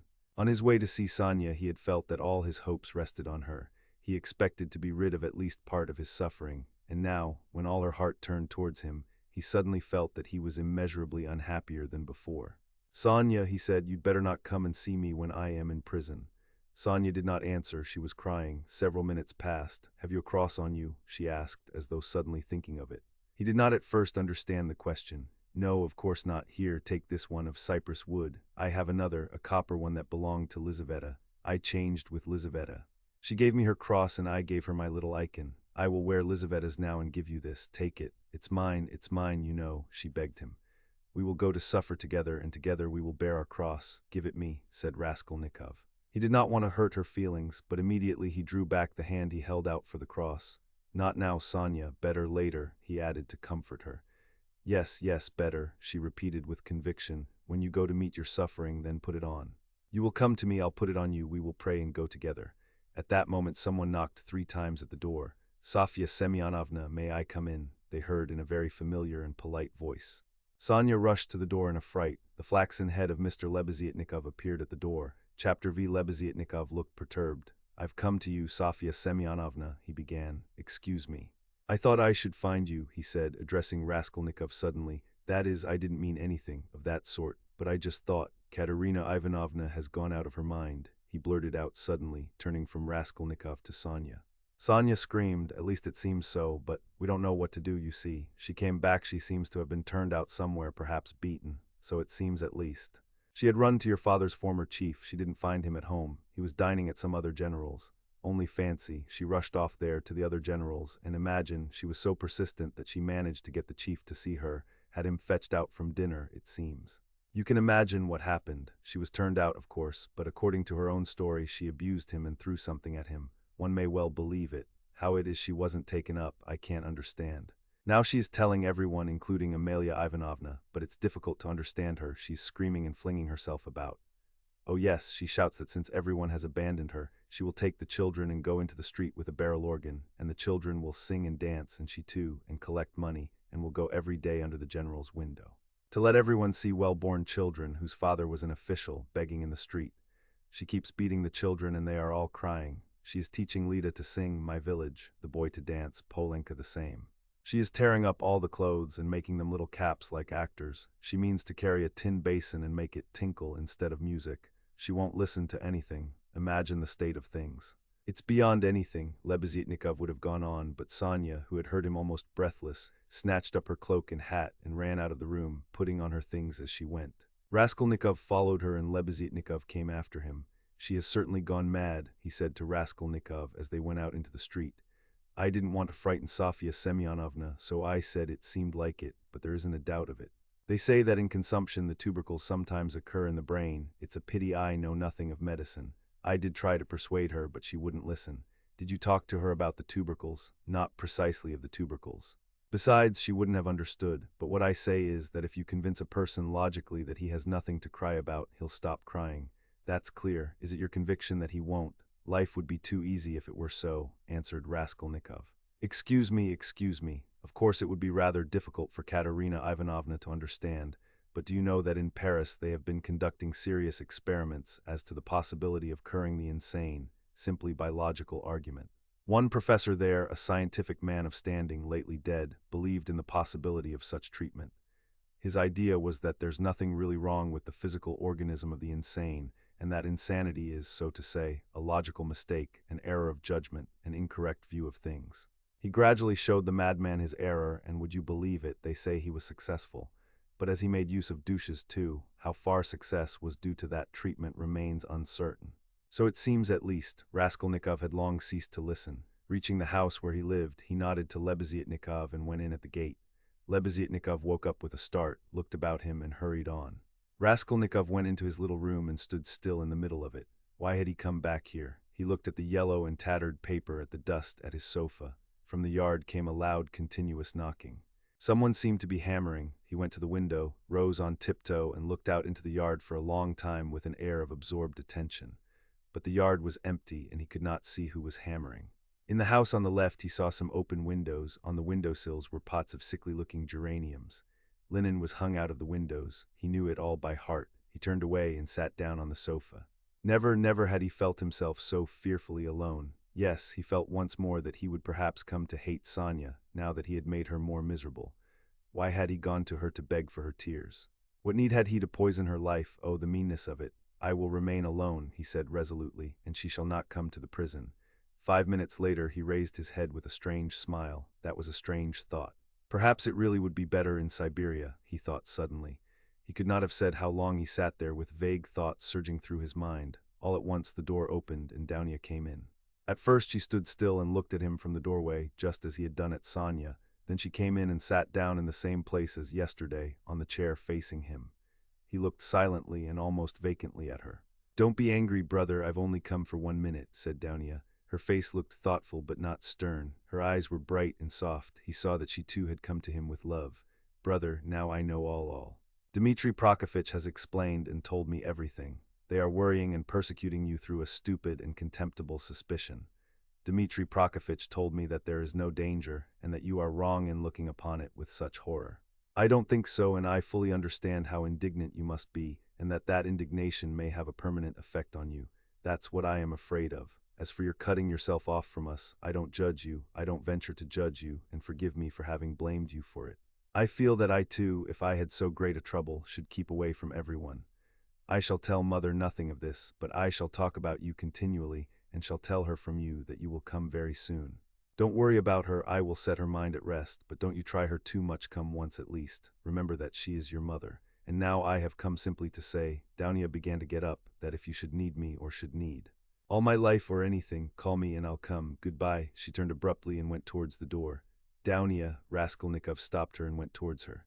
"That Razumihin Dmitri Prokofitch is a very good fellow." Dounia flushed slightly. "Well," she asked, waiting a moment, "he is competent, hardworking, honest, and capable of real love."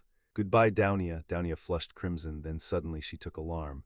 "But what does it mean, brother? Are we really parting forever, that you give me such a parting message? Never mind."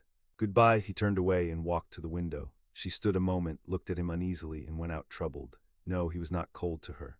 There was an instant, the very last one, when he had longed to take her in his arms and say goodbye to her, and even to tell her, but he had not dared even to touch her hand. Afterwards she may shudder when she remembers that I embraced her, and will feel that I stole her kiss. And would she stand that test? He went on a few minutes later to himself. No, she wouldn't. Girls like that can't stand things. They never do, and he thought of Sonya. There was a breath of fresh air from the window. The daylight was fading. He He took up his cap and went out. He could not, of course, and would not consider how ill he was. But all this continual anxiety and agony of mind could not but affect him. And if he were not lying in high fever, it was perhaps just because this continual inner strain helped to keep him on his legs and in possession of his faculties. But this artificial excitement could not last long. He wandered aimlessly. The sun was setting. A special form of misery had begun to oppress him of late. There was nothing poignant, nothing acute about it. But there was a feeling of permanence, of eternity about it. It brought a foretaste of hopeless years of this cold, leaden misery, a foretaste of an eternity on a square yard of space. Towards evening this sensation usually began to weigh on him more heavily. With this idiotic, purely physical weakness, depending on the sunset or something, one can't help doing something stupid. You'll go to Downia as well as to Sonia, he muttered bitterly. He heard his name called. He looked round. Lebeziatnikov rushed up to him. Only fancy, I've been to your room looking for you. Only fancy, she's carried out her plan and taken away the children. Sofya Semyonovna and I have had a job to find them. She is rapping on a frying pan and making the children dance. The children are crying. They keep stopping at the crossroads and in front of shops. There's a crowd of fools running after them. Come along, and Sonia, Raskolnikov asked anxiously, hurrying after Lebeziatnikov. Simply frantic. That is, it's not Sofya Semyonovna's frantic, but Katerina Ivanovna, though Sofya Semyonova's frantic too. But Katerina Ivanovna is absolutely frantic. I tell you she is quite mad. They'll be taken to the police. You can fancy what an effect that will have. They are on the canal bank near the bridge now, not far from Sofya Semyonovna's, quite close. On the canal bank near the bridge and not 2 houses away from the one where Sonia lodged, there was a crowd of people, consisting principally of gutter children.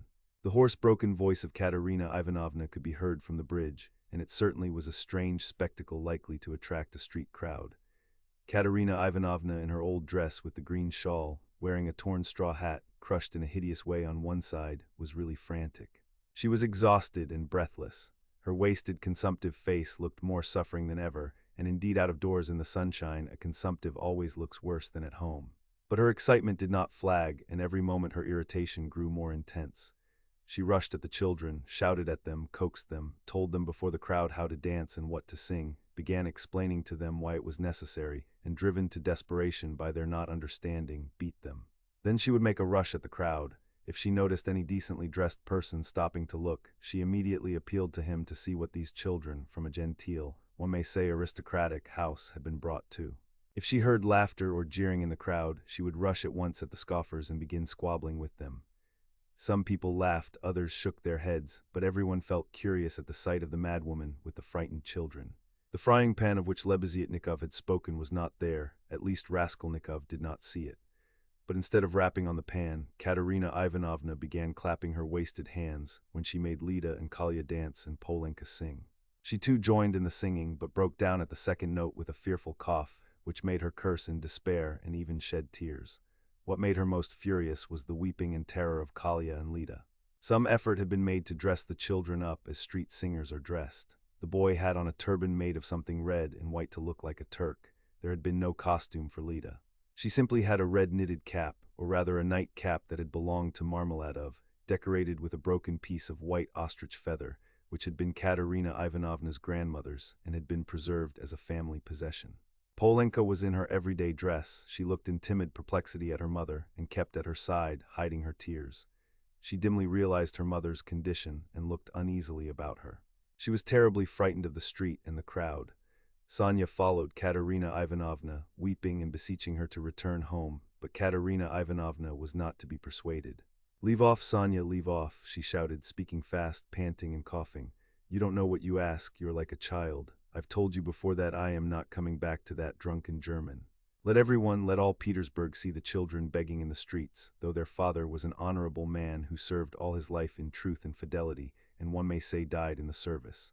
Katerina Ivanovna had by now invented this fantastic story and thoroughly believed it. Let that wretch of a general see it. "And you are silly, Sonia. What have we to eat? Tell me that. We have worried you enough. I won't go on so. Ah, Rodion Romanovitch, is that you?" she cried, seeing Raskolnikov and rushing up to him. "Explain to this silly girl, please, that nothing better could be done. Even organ grinders earn their living, and everyone will see at once that we are different, that we are an honorable and bereaved family reduced to beggary. And that general will lose his post, you'll see. We shall perform under his windows every day, and if the Tsar drives by, I'll fall on my knees, put the children before me, show them to him, and say, 'Defend us, Father.' He is the father of the fatherless, he is merciful, he'll protect us, you'll see, and that wretch of a general. Lida tenes vus droit, Kalia, you'll dance again. Why are you whimpering again? What are you afraid of, stupid? Goodness, what am I to do with them, Rodion Romanovich, if you only knew how stupid they are? What's one to do with such children?" And she, almost crying herself, which did not stop her uninterrupted, rapid flow of talk, pointed to the crying children. Raskolnikov tried to persuade her to go home, and even said, hoping to work on her vanity, that it was unseemly for her to be wandering about the streets like an organ grinder, as she was intending to become the principal of a boarding school. "A boarding school, ha ha ha, a castle in the air," cried Katerina Ivanovna, her laugh ending in a cough.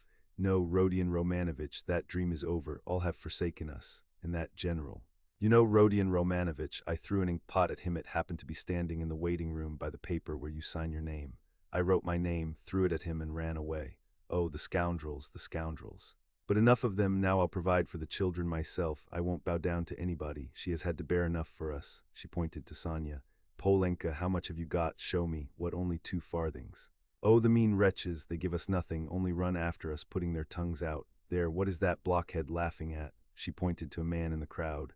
"It's all because Kalia here is so stupid. I have such a bother with him." "What do you want, Polenka? Tell me in French, parlez-moi français. Why, I've taught you, you know, some phrases. Else how are you to show that you are of good family, well-brought-up children, and not at all like other organ grinders? We aren't going to have a Punch and Judy show in the street, but to sing a genteel song. Ah yes, what are we to sing? You keep putting me out, but you see, we are standing here, Rodion Romanovich, to find something to sing and get money, something Kalia can dance to. For as you can fancy, our performance is all impromptu. We must talk it over and rehearse it all thoroughly, and then we shall go to Nevsky, where there are far more people of good society, and we shall be noticed at once. Lida knows my village only, nothing but my village, and everyone sings that. We must sing something far more genteel. Well, have you thought of anything, Polenka? If only you'd help your mother." "My memory's quite gone, or I should have thought of something. We really can't sing in Hussar." "Ah, let us sing in French, 5 sous, I have taught it you, I have taught it you.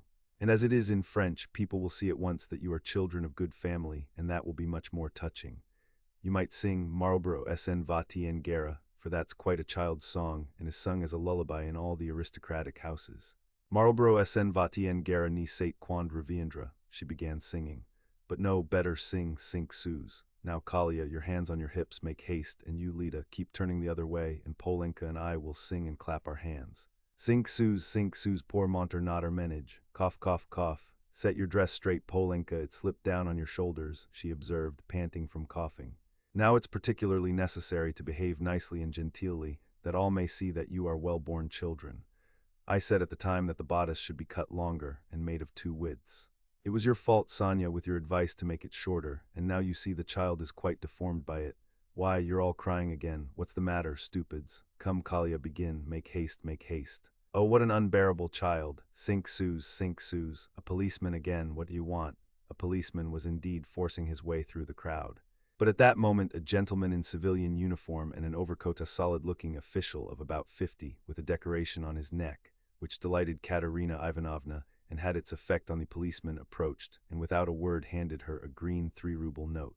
His face wore a look of genuine sympathy. Katerina Ivanovna took it and gave him a polite, even ceremonious bow. "I thank you, honored sir," she began loftily. "The causes that have induced us take the money, Polenka. You see, there are generous and honorable people who are ready to help a poor gentlewoman in distress. You see, honored sir, these orphans of good family, I might even say of aristocratic connections, and that wretch of a general sat eating grouse, and stamped at my disturbing him.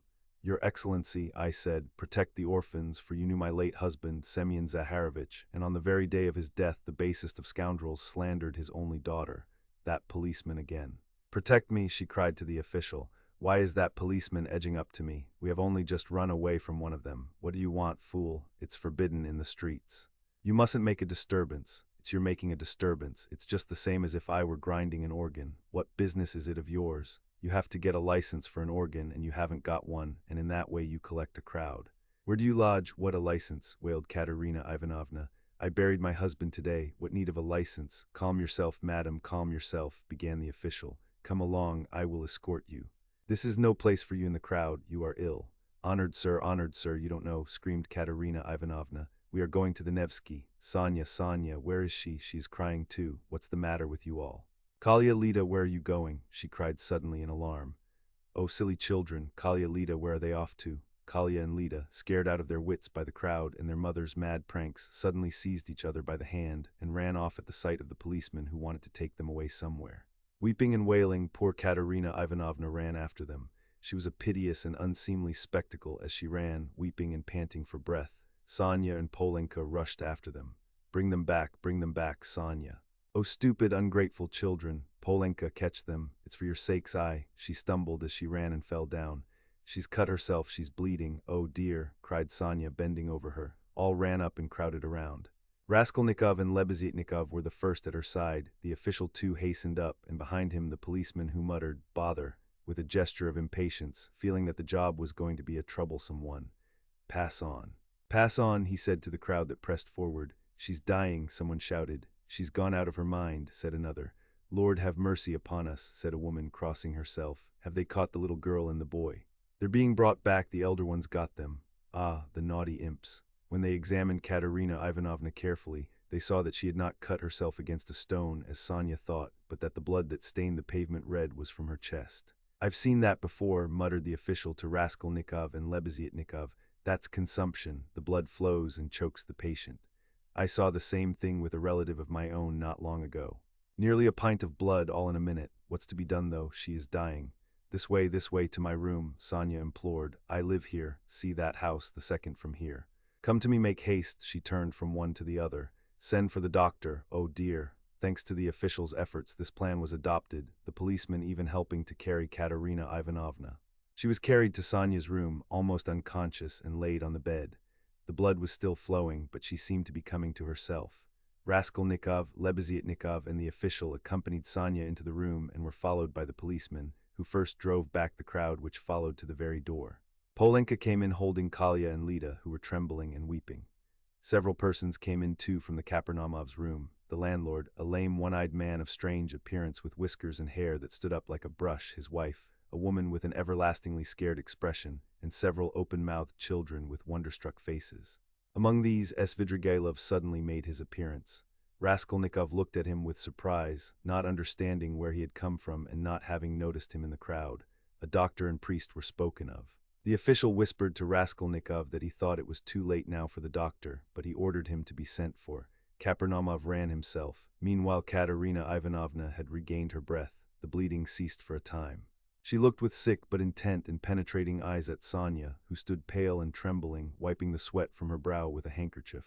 At last she asked to be raised. They sat her up on the bed, supporting her on both sides. "Where are the children?" she said in a faint voice. "You've brought them, Polenka. Oh, the sillies, why did you run away?" Ach! Once more her parched lips were covered with blood. She moved her eyes, looking about her. "So that's how you live, Sonya. Never once have I been in your room." She looked at her with a face of suffering. "We have been your ruin, Sonya. Polenka, Lida, Kalia, come here." "Well, here they are, Sonya. Take them all." "I hand them over to you. I've had enough. The ball is over. Cough, lay me down, let me die in peace." They laid her back on the pillow. "What, the priest? I don't want him. You haven't got a ruble to spare. I have no sins. God must forgive me without that. He knows how I have suffered, and if he won't forgive me, I don't care." She sank more and more into uneasy delirium. At times she shuddered, turned her eyes from side to side, recognized everyone for a minute, but at once sank into delirium again. Her breathing was hoarse and difficult. There was a sort of rattle in her throat. "I said to him, Your Excellency," she ejaculated, gasping after each word. "That Amalia Ludwigovna, Lida, Kalia, hands on your hips, make haste. Glisses, pas de basque, tap with your heels, be a graceful child. Du hast diamant unperlen, what next? That's the thing to sing. Du hast die schönsten Augen Mädchen, was willst du mehr?" What an idea. Was willst du mehr, what things the fool invents. Ah yes, in the heat of midday in the Vale of Dagestan. Ah, how I loved it. I loved that song to distraction, Polenka. Your father, you know, used to sing it when we were engaged. Oh, those days, oh, that's the thing for us to sing. How does it go? I've forgotten. Remind me, how was it? She was violently excited and tried to sit up. At last, in a horribly hoarse, broken voice, she began, shrieking and gasping at every word with a look of growing terror. "In the heat of midday, in the Vale of Dagestan, with lead in my breast, Your Excellency," she wailed suddenly with a heartrending scream and a flood of tears, "protect the orphans, you have been their father's guest." One may say aristocratic, she started, regaining consciousness and gazed at all with a sort of terror, but at once recognized Sonia. Sonia, Sonia, she articulated softly and caressingly, as though surprised to find her there. Sonia, darling, are you here too? They lifted her up again. Enough, it's over, farewell, poor thing, I am done for, I am broken, she cried with vindictive despair, and her head fell heavily back on the pillow. She sank into unconsciousness again, but this time it did not last long. Her pale, yellow, wasted face dropped back, her mouth fell open, her leg moved convulsively, she gave a deep, deep sigh and died. Sonia fell upon her, flung her arms about her, and remained motionless with her head pressed to the dead woman's wasted bosom. Polenka threw herself at her mother's feet, kissing them and weeping violently. Though Kalia and Lida did not understand what had happened, they had a feeling that it was something terrible. They put their hands on each other's little shoulders, stared straight at one another, and both at once opened their mouths and began screaming. They were both still in their fancy dress, one in a turban, the other in the cap with the ostrich feather. And how did the certificate of merit come to be on the bed beside Katerina Ivanovna? It lay there by the pillow. Raskolnikov saw it. He walked away to the window. Lebeziatnikov skipped up to him. "She is dead," he said. "Rodion Romanovitch, I must have 2 words with you," said Svidrigailov, coming up to them. Lebeziatnikov at once made room for him and delicately withdrew. Svidrigailov drew Raskolnikov further away. "I will undertake all the arrangements, the funeral and that. You know it's a question of money, and as I told you, I have plenty to spare. I will put those 2 little ones and Polenka into some good orphan asylum, and I will settle 1,500 rubles to be paid to each on coming of age, so that Sofya Semyonovna need have no anxiety about them. And I will pull her out of the mud too, for she is a good girl, isn't she? So tell Avditia Romanovna that that is how I am spending her 10,000. What is your motive for such benevolence?" asked Raskolnikov. "Ah, you skeptical person," laughed Svidrigailov. "I told you I had no need of that money. Won't you admit that it's simply done from humanity? She wasn't a louse, you know." He pointed to the corner where the dead woman lay. Was she, like some old pawnbroker woman? "Come, you'll agree, is Luzhin to go on living and doing wicked things, or is she to die? And if I didn't help them, Polenka would go the same way." He said this with an air of a sort of gay winking slyness, keeping his eyes fixed on Raskolnikov, who turned white and cold, hearing his own phrases spoken to Sonia. He quickly stepped back and looked wildly at Svidrigailov. "How do you know?" he whispered, hardly able to breathe. "Why, I lodge here at Madame Reslik's, the other side of the wall. Here is Kapernaumov, and there lives Madame Reslik, an old and devoted friend of mine. I am a neighbor. You—" "Yes," continued Svidrigailov, shaking with laughter. "I assure you on my honor, dear Rodion Romanovitch, that you have interested me enormously. I told you we should become friends, I foretold it. Well, here we have, and you will see what an accommodating person I am. You'll see that you can get on with me." Part Roman 6, Chapter I. A strange period began for Raskolnikov. It was as though a fog had fallen upon him and wrapped him in a dreary solitude from which there was no escape. Recalling that period long after, he believed that his mind had been clouded at times, and that it had continued so, with intervals, till the final catastrophe. He was convinced that he had been mistaken about many things at that time, for instance as to the date of certain events. Anyway, when he tried later on to piece his recollections together, he learned a great deal about himself from what other people told him. He had mixed up incidents and had explained events as due to circumstances which existed only in his imagination.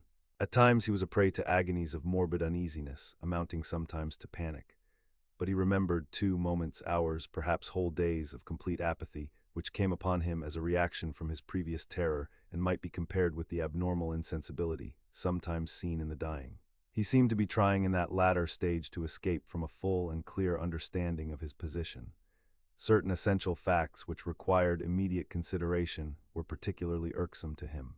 How glad he would have been to be free from some cares, the neglect of which would have threatened him with complete, inevitable ruin. He was particularly worried about Svidrigailov. He might be said to be permanently thinking of Svidrigailov. From the time of Svidrigailov's 2 menacing and unmistakable words in Sonia's room at the moment of Katerina Ivanovna's death, the normal working of his mind seemed to break down. But although this new fact caused him extreme uneasiness, Raskolnikov was in no hurry for an explanation of it.